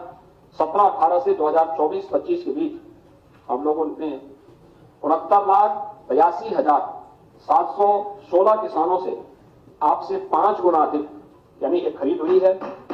456,86,000 मीट्रिक टन यानी 3 गुना अधिक धान खरीद की गई और 88,746 करोड़ से अधिक यानी 5 गुना से अधिक भुगतान किया गया। ये है किसानों को दिया जाने वाला जो लाभ है। ऐसे बाजरा खरीद में, ऐसे ज्वार की खरीद में, ऐसे ही मक्का की खरीद में सरकार ने सीधे उन तक ये योजना पहुंचाई है। और मुझे बताते हुए प्रसन्नता है कि अन्नदाता किसान के जीवन में खुशहाली आए, इसके लिए उन्नत बीज उसे प्राप्त हो। जो आज के समय में चैलेंज है सरकार के सामने और देश और दुनिया के सामने ग्लोबल वार्मिंग का, इसका सर्वाधिक प्रभाव पड़ने वाला है अन्नदाता किसान पर।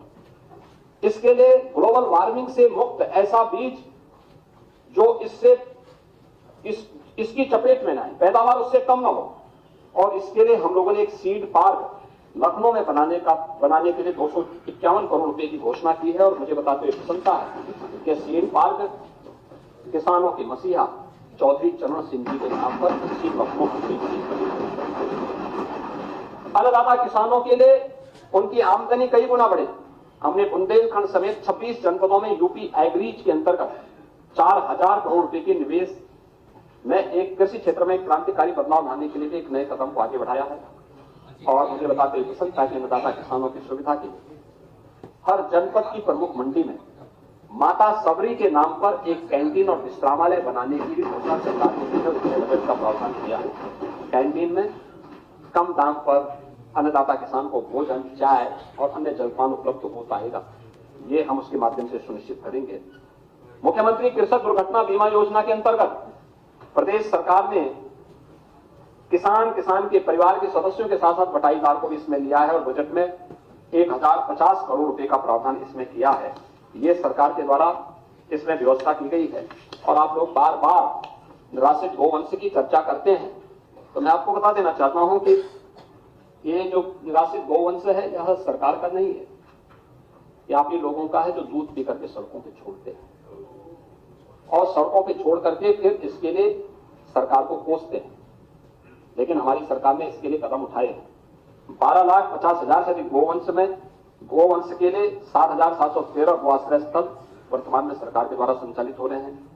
और निराश्रित गोवंश सहभागिता योजना के अंतर्गत भी 1,05,000 पशुपालकों को 1,63,000 गोवंश सुपुर्द किए गए हैं। और इस बार भी निराश्रित गोवंश के लिए 2,000 करोड़ रुपए की व्यवस्था हम लोगों ने बनाई। महोदय, शिक्षा और स्वास्थ्य इसको मानव पूंजी का पोटेंशियल माना जाता है और शिक्षा, रोजगार, उद्यमिता हमारी सरकार की प्राथमिकता है। सरकार ने इस बारे में कहा है, इसके लिए अनेक प्रयास प्रारंभ किए हैं। ऑपरेशन कायाकल्प उसी स्कीम का हिस्सा था।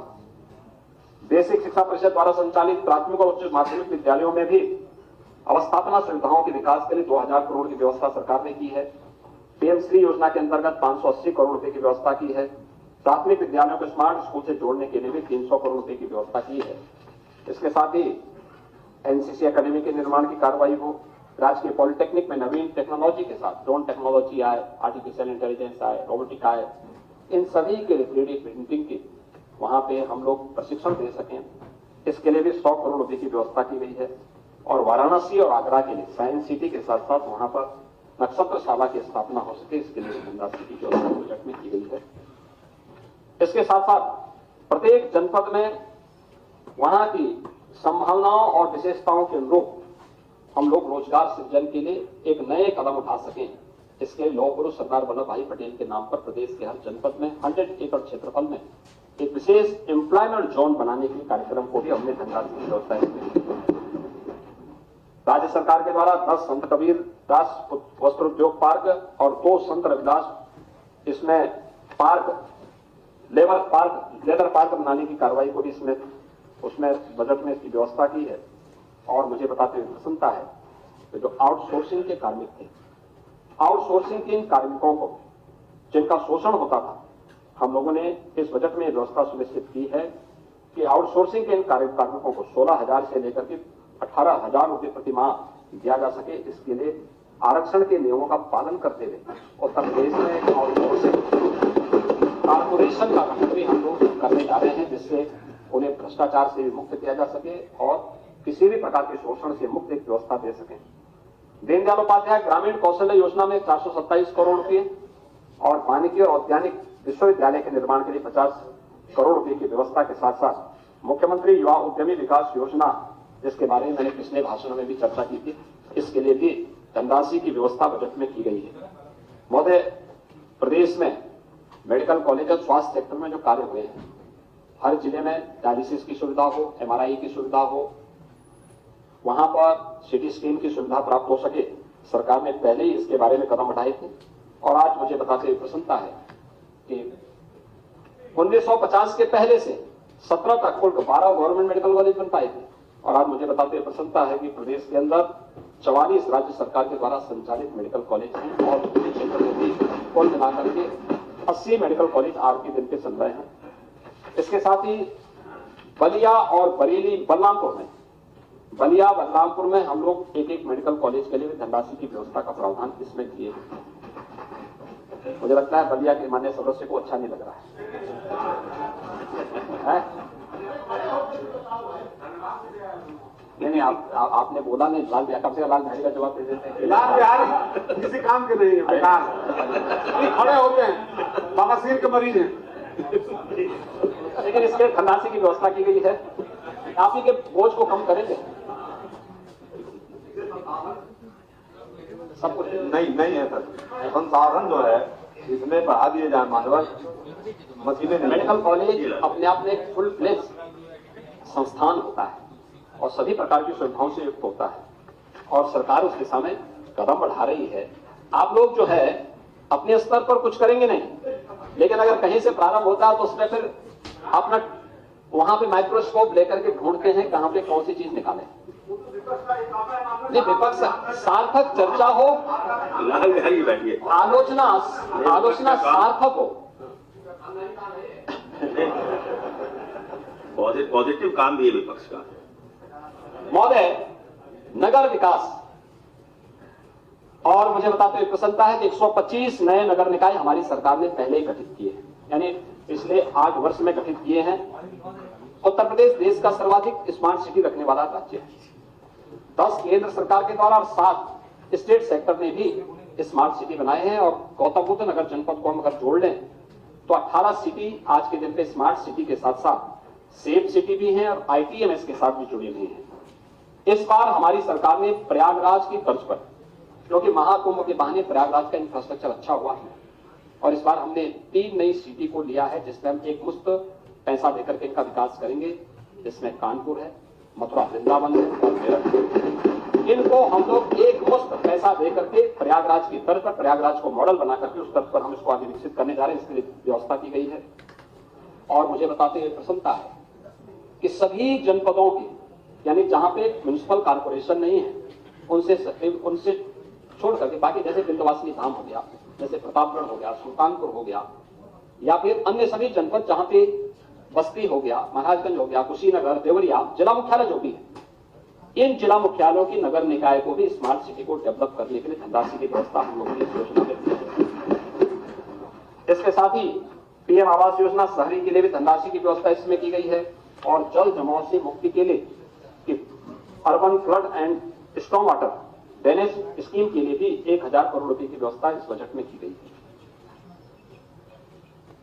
देश के अंदर पहली रैपिड रेल दिल्ली गाजियाबाद के बाद अब मेरठ तक ये पूरी जून तक पूरी हो जाएगी। नगरीय क्षेत्र में पेयजल की स्कीम के लिए अमृत 2 में भी इस कार्यक्रम को आगे बढ़ाया जा सके, इसके लिए 4100 करोड़ रुपए की व्यवस्था की गई है और लखनऊ को स्टेट कैपिटल रीजन के रूप में डेवलप किया जा सके, इसके लिए भी हम लोगों ने व्यवस्था की है।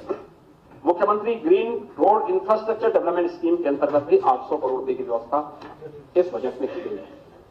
ग्रामीण विकास सेक्टर में भी प्रत्येक ग्राम पंचायत में उत्सव भवन का निर्माण हो,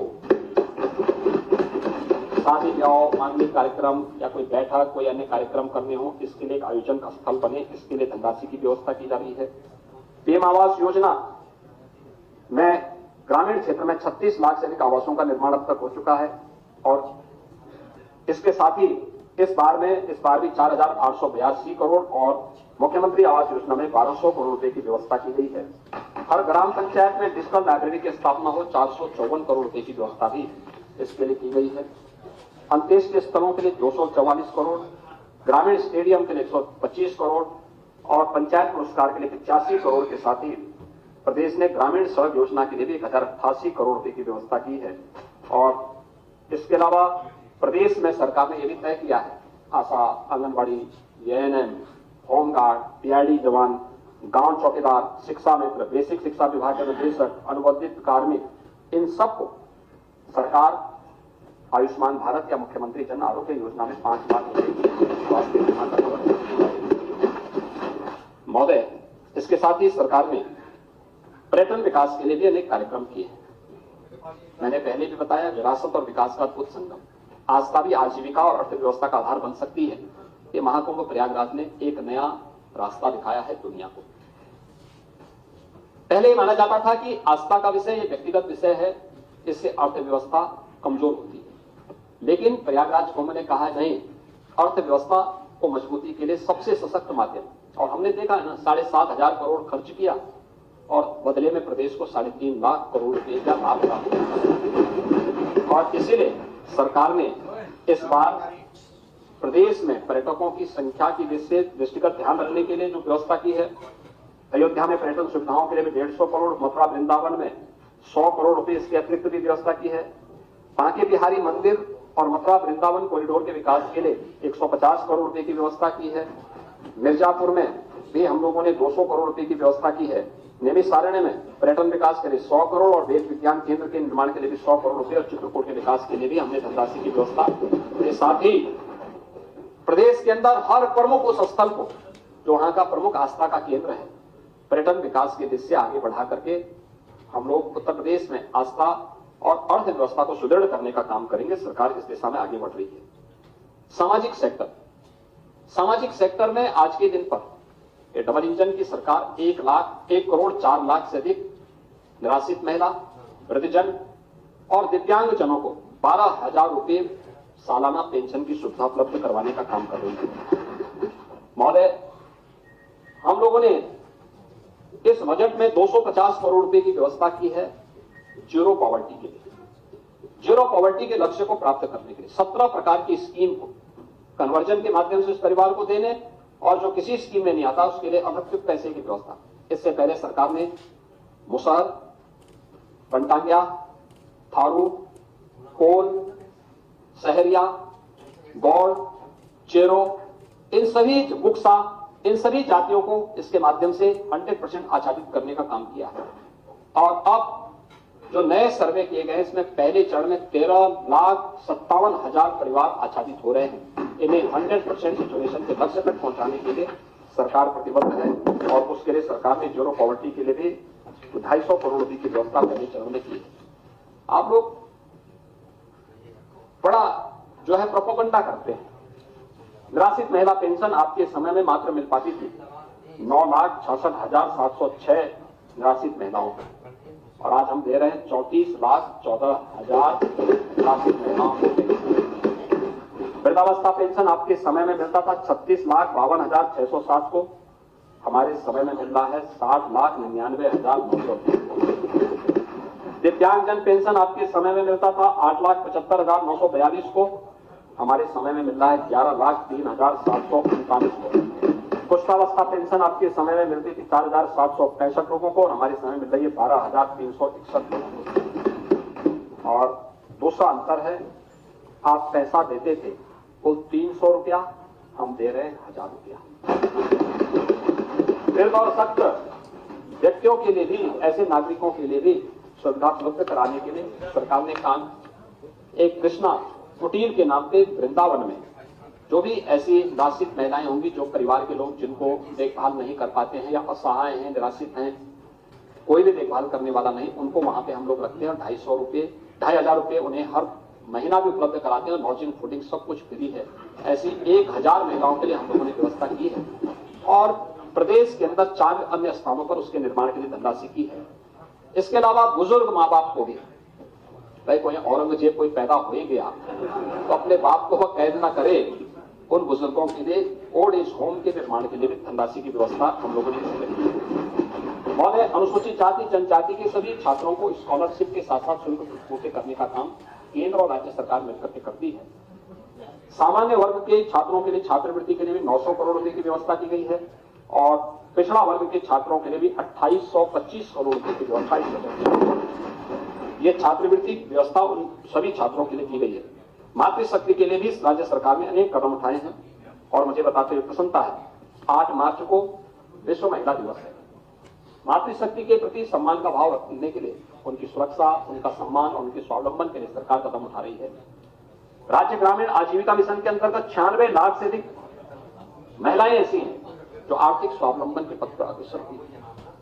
बीसी सखी के अंतर्गत 39,556 महिलाओं ने 31,103 करोड़ रुपए से अधिक का वित्तीय लेन देन किया है और 84 करोड़ 38 लाख रुपए का शुद्ध लाभांश भी कमाया है। लखपति दीदी योजना के अंतर्गत 31 लाख से अधिक दीदियों को चिन्हीकरण किया गया है। 2 लाख से अधिक महिलाएं लखपति की श्रेणी में आ चुकी है। इसके पहले सरकार ने वीरांगना उदा देवी के नाम पर, वीरांगना झलकारी बाई के नाम पर, वीरांगना अवंती बाई के नाम पर पीएससी की 3 नई बटालियन दी। जो पीएससी बटालियन आप लोग समाप्त कर रहे थे, सरकार ने उन्हें फिर से किया है और इस बार मेधावी बालिकाओं के लिए रानी लक्ष्मीबाई स्कूटी योजना को लेकर सरकार 400 करोड़ रुपए। मुख्यमंत्री सामूहिक विवाह योजना का मजाक उड़ाते थे। हमने स्कीम जब लागू की थी 35,000 से प्रारंभ की, फिर 51,000 किया और इस बजट में हमने 1 लाख रुपए की घोषणा कर दी थी। सामूहिक विवाह योजना में जिस बेटी की शादी होगी सरकार 1 लाख रुपए तक उसको सहायता देगी। इसके साथ ही सरकार ने यह भी व्यवस्था की, विधवा पुनर्विवाह के प्रोत्साहन की 11,000 की राशि थी और विधवाओं की पुत्रियों के विवाह के लिए 10,000 रुपए की सहायता थी। आप दूसरों को उपदेश देते हैं, क्या तमाशा बना के रखा? सरकार ने कहा नहीं, इनको भी 1-1 लाख रुपया मिलना चाहिए और बड़ी व्यवस्था में आंगनबाड़ी कार्यकर्ती और सहायिकाओं को अतिरिक्त मानदेय के लिए भी 971 करोड़ रुपए की व्यवस्था बजट में की गई है। और लोक माता अहिल्याबाई होलकर की 300वीं जयंती वर्ष में उनके प्रति नमन करते हुए 7 जनपदों में वाराणसी, मेरठ, प्रयागराज, गोरखपुर, कानपुर, झांसी, आगरा में कामकाजी महिलाओं के लिए छात्रावास की सुविधा अहिल्याबाई होलकर के नाम से सरकार बनाएगी। यह भी बजट में व्यवस्था सरकार ने की है। महोदय, कानून व्यवस्था के बारे में काफी चर्चा हो चुकी है। मुझे लगता है कि मेरे मित्रगण इस बारे में बहुत आगे चर्चा को नहीं बढ़ाएंगे, क्योंकि इनको मालूम है महाकुंभ उसका सबसे बड़ा उदाहरण है कि महाकुंभ में सरकार ने जो कुछ भी किया 45 दिनों में पूरा देश और दुनिया आया, कोई घटना नहीं, कितना शांतिपूर्ण तरीके से यूपी की एक नई छवि लेकर के पूरा देश गया है दुनिया में। इससे बड़ा उदाहरण प्रत्यक्षम किम प्रमाण, इससे बड़ा प्रमाण दूसरा नहीं हो सकता और वह प्रमाण प्रस्तुत किया है।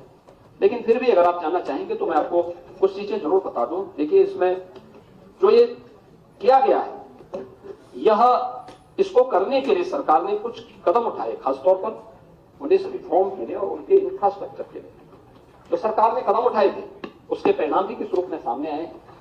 आप देखें, इस दौरान 17 से अब तक हम लोगों ने 91 अग्निशमन केंद्र स्वीकृत किए, एटीएस की 5 यूनिट नई गठित की, एसएसएफ की हमने 2 नई वाहनियां गठित की, एसटीएफ की 6 नई यूनिट गठित की। इसके अलावा 21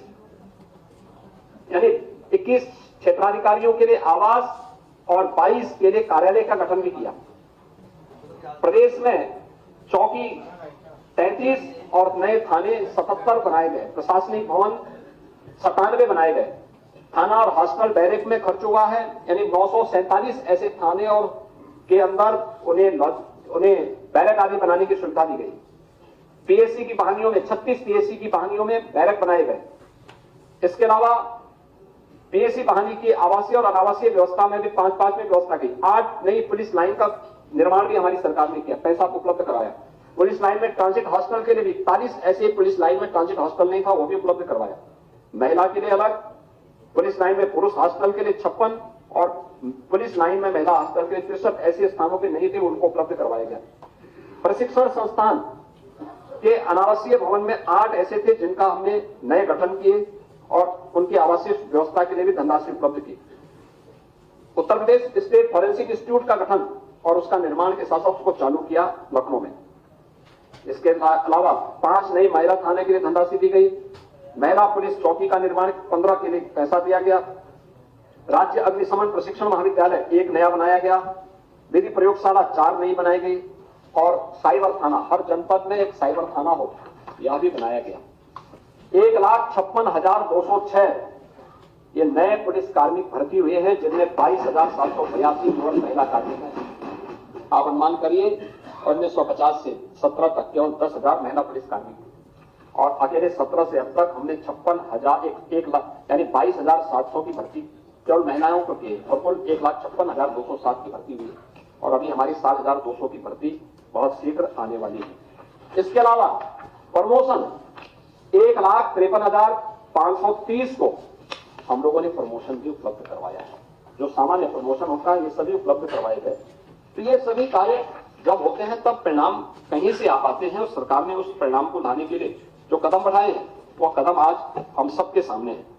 इसके अलावा प्रदेश में महोदय जो विभिन्न विभागों के लिए बजट दिए गए, जो मैं पहले ही बोल रहा था कि बजट में अवस्थापना विकास के लिए 22%, शिक्षा के लिए 13%, कृषि और उससे जो अलाइड सेक्टर उसमें 11%, चिकित्सा स्वास्थ्य के लिए 6%, सामाजिक सुरक्षा के कार्यक्रम में 4%, ये सभी व्यवस्था की गई है, जिसमें 1,79,131 करोड़ 4 लाख रुपए हमने शिक्षा क्षेत्र के इसको अवस्थापना विकास के इंफ्रास्ट्रक्चर डेवलपमेंट के लिए दिए हैं। इसके साथ ही 1,06,360 करोड़ रुपए यह शिक्षा के लिए उपलब्ध कराए हैं, जिसमें सभी प्रकार की बेसिक, माध्यमिक, उच्च और टेक्निकल और प्रोफेशनल एजुकेशन आती है। ऊर्जा क्षेत्र को 61,070 करोड़ रुपए, सिंचाई के लिए 21,340 करोड़ रुपए, भारी और मध्यम उद्योग के लिए 24,000 करोड़ रुपए, नगर विकास के लिए सरकार ने 24,308 करोड़ रुपए, आवास और शहरी नियोजन के लिए 7,400 करोड़ रुपए, नागरिक उड्डयन के लिए 3,152 करोड़, चिकित्सा क्षेत्र में चिकित्सा, शिक्षा, स्वास्थ्य, परिवार कल्याण, आयुष, सार्वजनिक स्वास्थ्य के लिए 50,550 करोड़ रुपए, कृषि और उससे जुड़े हुए जो विभिन्न सेक्टर्स हैं उसमें हम लोगों ने 89,353 करोड़ रुपए इसमें प्रस्तुत किए हैं। और इसके अलावा प्रदेश के अंदर विधान भवन का भी यहां पर इसको हम आईटी सिस्टम से लैस कर सकें, इसके लिए भी सरकार ने पूरी धनराशि बजट में उपलब्ध करवाने का काम किया है। रुपया बजट में नहीं है। हमारा निवेदन है कि जरा वित्तविहीन शिक्षकों की तरफ सबका विकास सबका साथ विभाग जो है वित्तविहीन शिक्षकों। आप अगर नारा ही सही लगाते होते तो काम भी हो सकता आपको नारा ही सही लगाना नहीं आ रहा, नारा ही उल्टा लगा दे रहे हैं। अब मैं महोदय, ये सरकार पूरी प्रतिबद्धता के साथ गांव, गरीब, किसान, नौजवान इन सब के विकास के लिए कार्य कर रही है। प्रधानमंत्री जी का जो विजन, जो उन्होंने देश के बजट को प्रस्तुत करने के उपरांत देशवासियों को संबोधित करते हुए कहा कि गरीब का उत्थान हो, महिला स्वावलंबन के पथ पर अग्रसर हो सके, अन्नदाता किसान खुशहाल हो और युवा के हाथ को काम हो, उसी प्रेरणा से प्रेरित होकर के उत्तर प्रदेश सरकार का यह बजट सदन में प्रस्तुत हुआ है और जिसमें वंचित को वरीयता इस थीम के साथ हम लोगों ने प्रस्तुत किया है। और मुझे बड़ा विश्वास है कि वंचित को वरीयता के साथ यह बजट उत्तर प्रदेश की अर्थव्यवस्था को एक नई ऊंचाई तक पहुंचाएगा और $1 ट्रिलियन की इकोनॉमी को प्राप्त करने के लिए जो रोड मैप तैयार किया गया है उसको हम आगे बढ़ाने का काम करेंगे।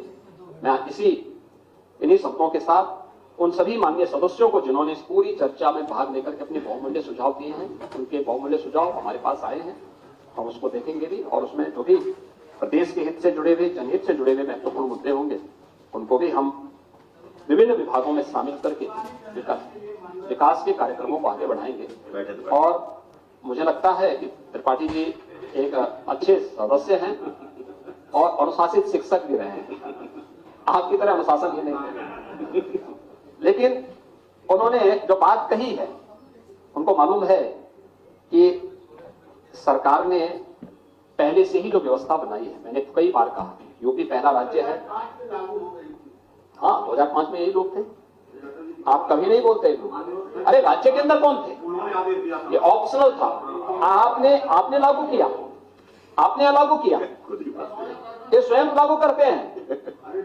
और अब देखिए ये लोग यहां लागू किए।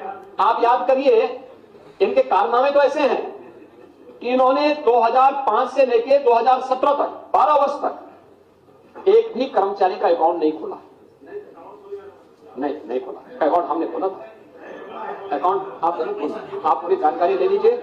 अकाउंट हमने, जब मुझे 17 में जानकारी मिली तो मैंने तत्कालीन चीफ सेक्रेटरी की अध्यक्षता में एक कमेटी गठित करके और फिर मैंने उनसे कहा, मैंने कहा बताओ क्या क्या हो सकता है, क्योंकि उस समय न्यू पेंशन स्कीम का उस समय विरोध हो रहा था। और उस समय जब विरोध करना शुरू किया तो मैंने कहा इसके बारे में बताओ कि कैसे उस प्रकार का लाभ इन्हें प्राप्त हो सके जो पुरानी पेंशन से अच्छा हो।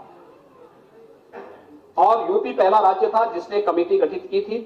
कमेटी गठित करने के बाद जो उन्होंने बताया कि अगर कर्मचारी का और स्टेट गवर्नमेंट का शेयर 10 से बढ़ाकर के 14% कर दिया जाए तो इससे हर कर्मचारी लाभान्वित हो जाएगा। अगर किसी अच्छी स्कीम में अपने पैसे को लगाता है तो 20 वर्ष की सेवा के बाद रिटायरमेंट के बाद उसको जो हाफ पेंशन मिलनी चाहिए, यानी मूल वेतन का आधी पेंशन जो उसको मिलनी चाहिए, इसके बराबर पेंशन उसको प्राप्त होगी।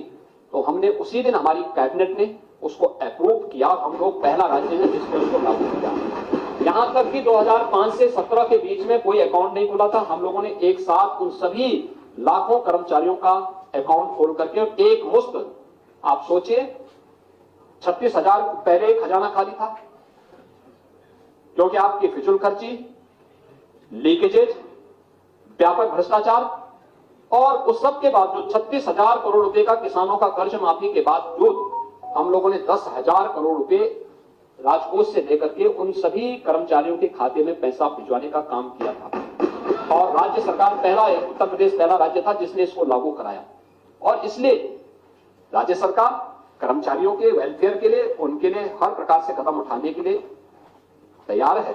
लेकिन आप एक बार उस परिणाम को देखो जिन राज्यों ने घोषित किया है, क्या स्थिति है वहां पर। वेतन के नाले पड़ रहे, नहीं दे पा रहे हैं। कर्ज लेकर के, बैंकों से कर्जा लेकर, कोई बैंक कर्जा नहीं दे रहा होगा, जो मंदिरों से पैसा मांग रहे हैं। मंदिर में तो पैसा रहेगा, भगवान जहां जहां लक्ष्मी जी रहेगी वहां पैसा नहीं रहेगा तो क्या रहेगा।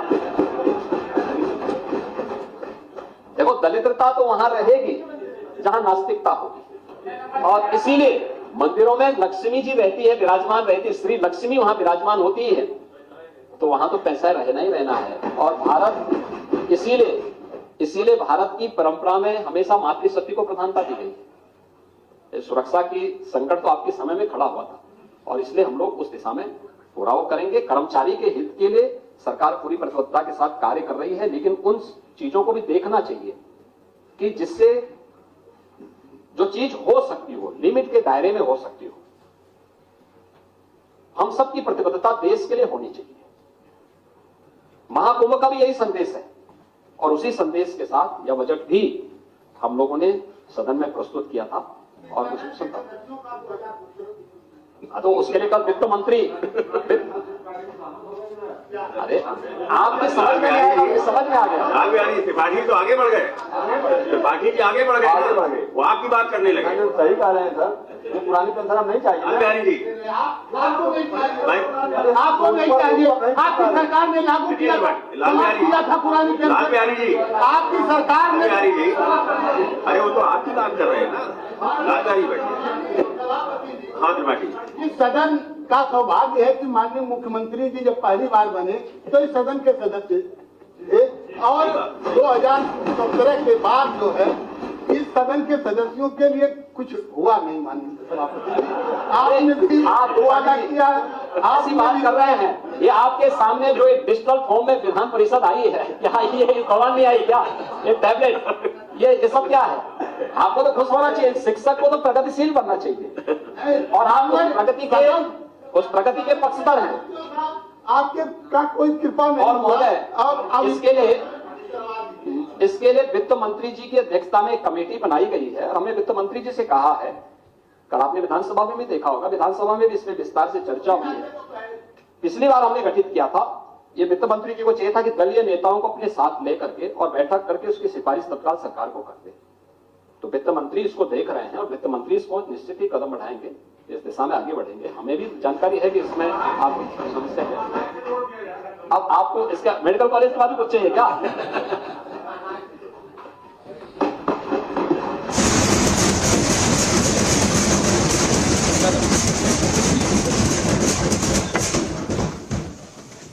माननीय मुख्यमंत्री जी का धन्यवाद और उनके उद्बोधन के बाद अभी चर्चा पूरी हो गई और अब हम सूचनाएं लेते हैं। नियमित स्वतंत्रता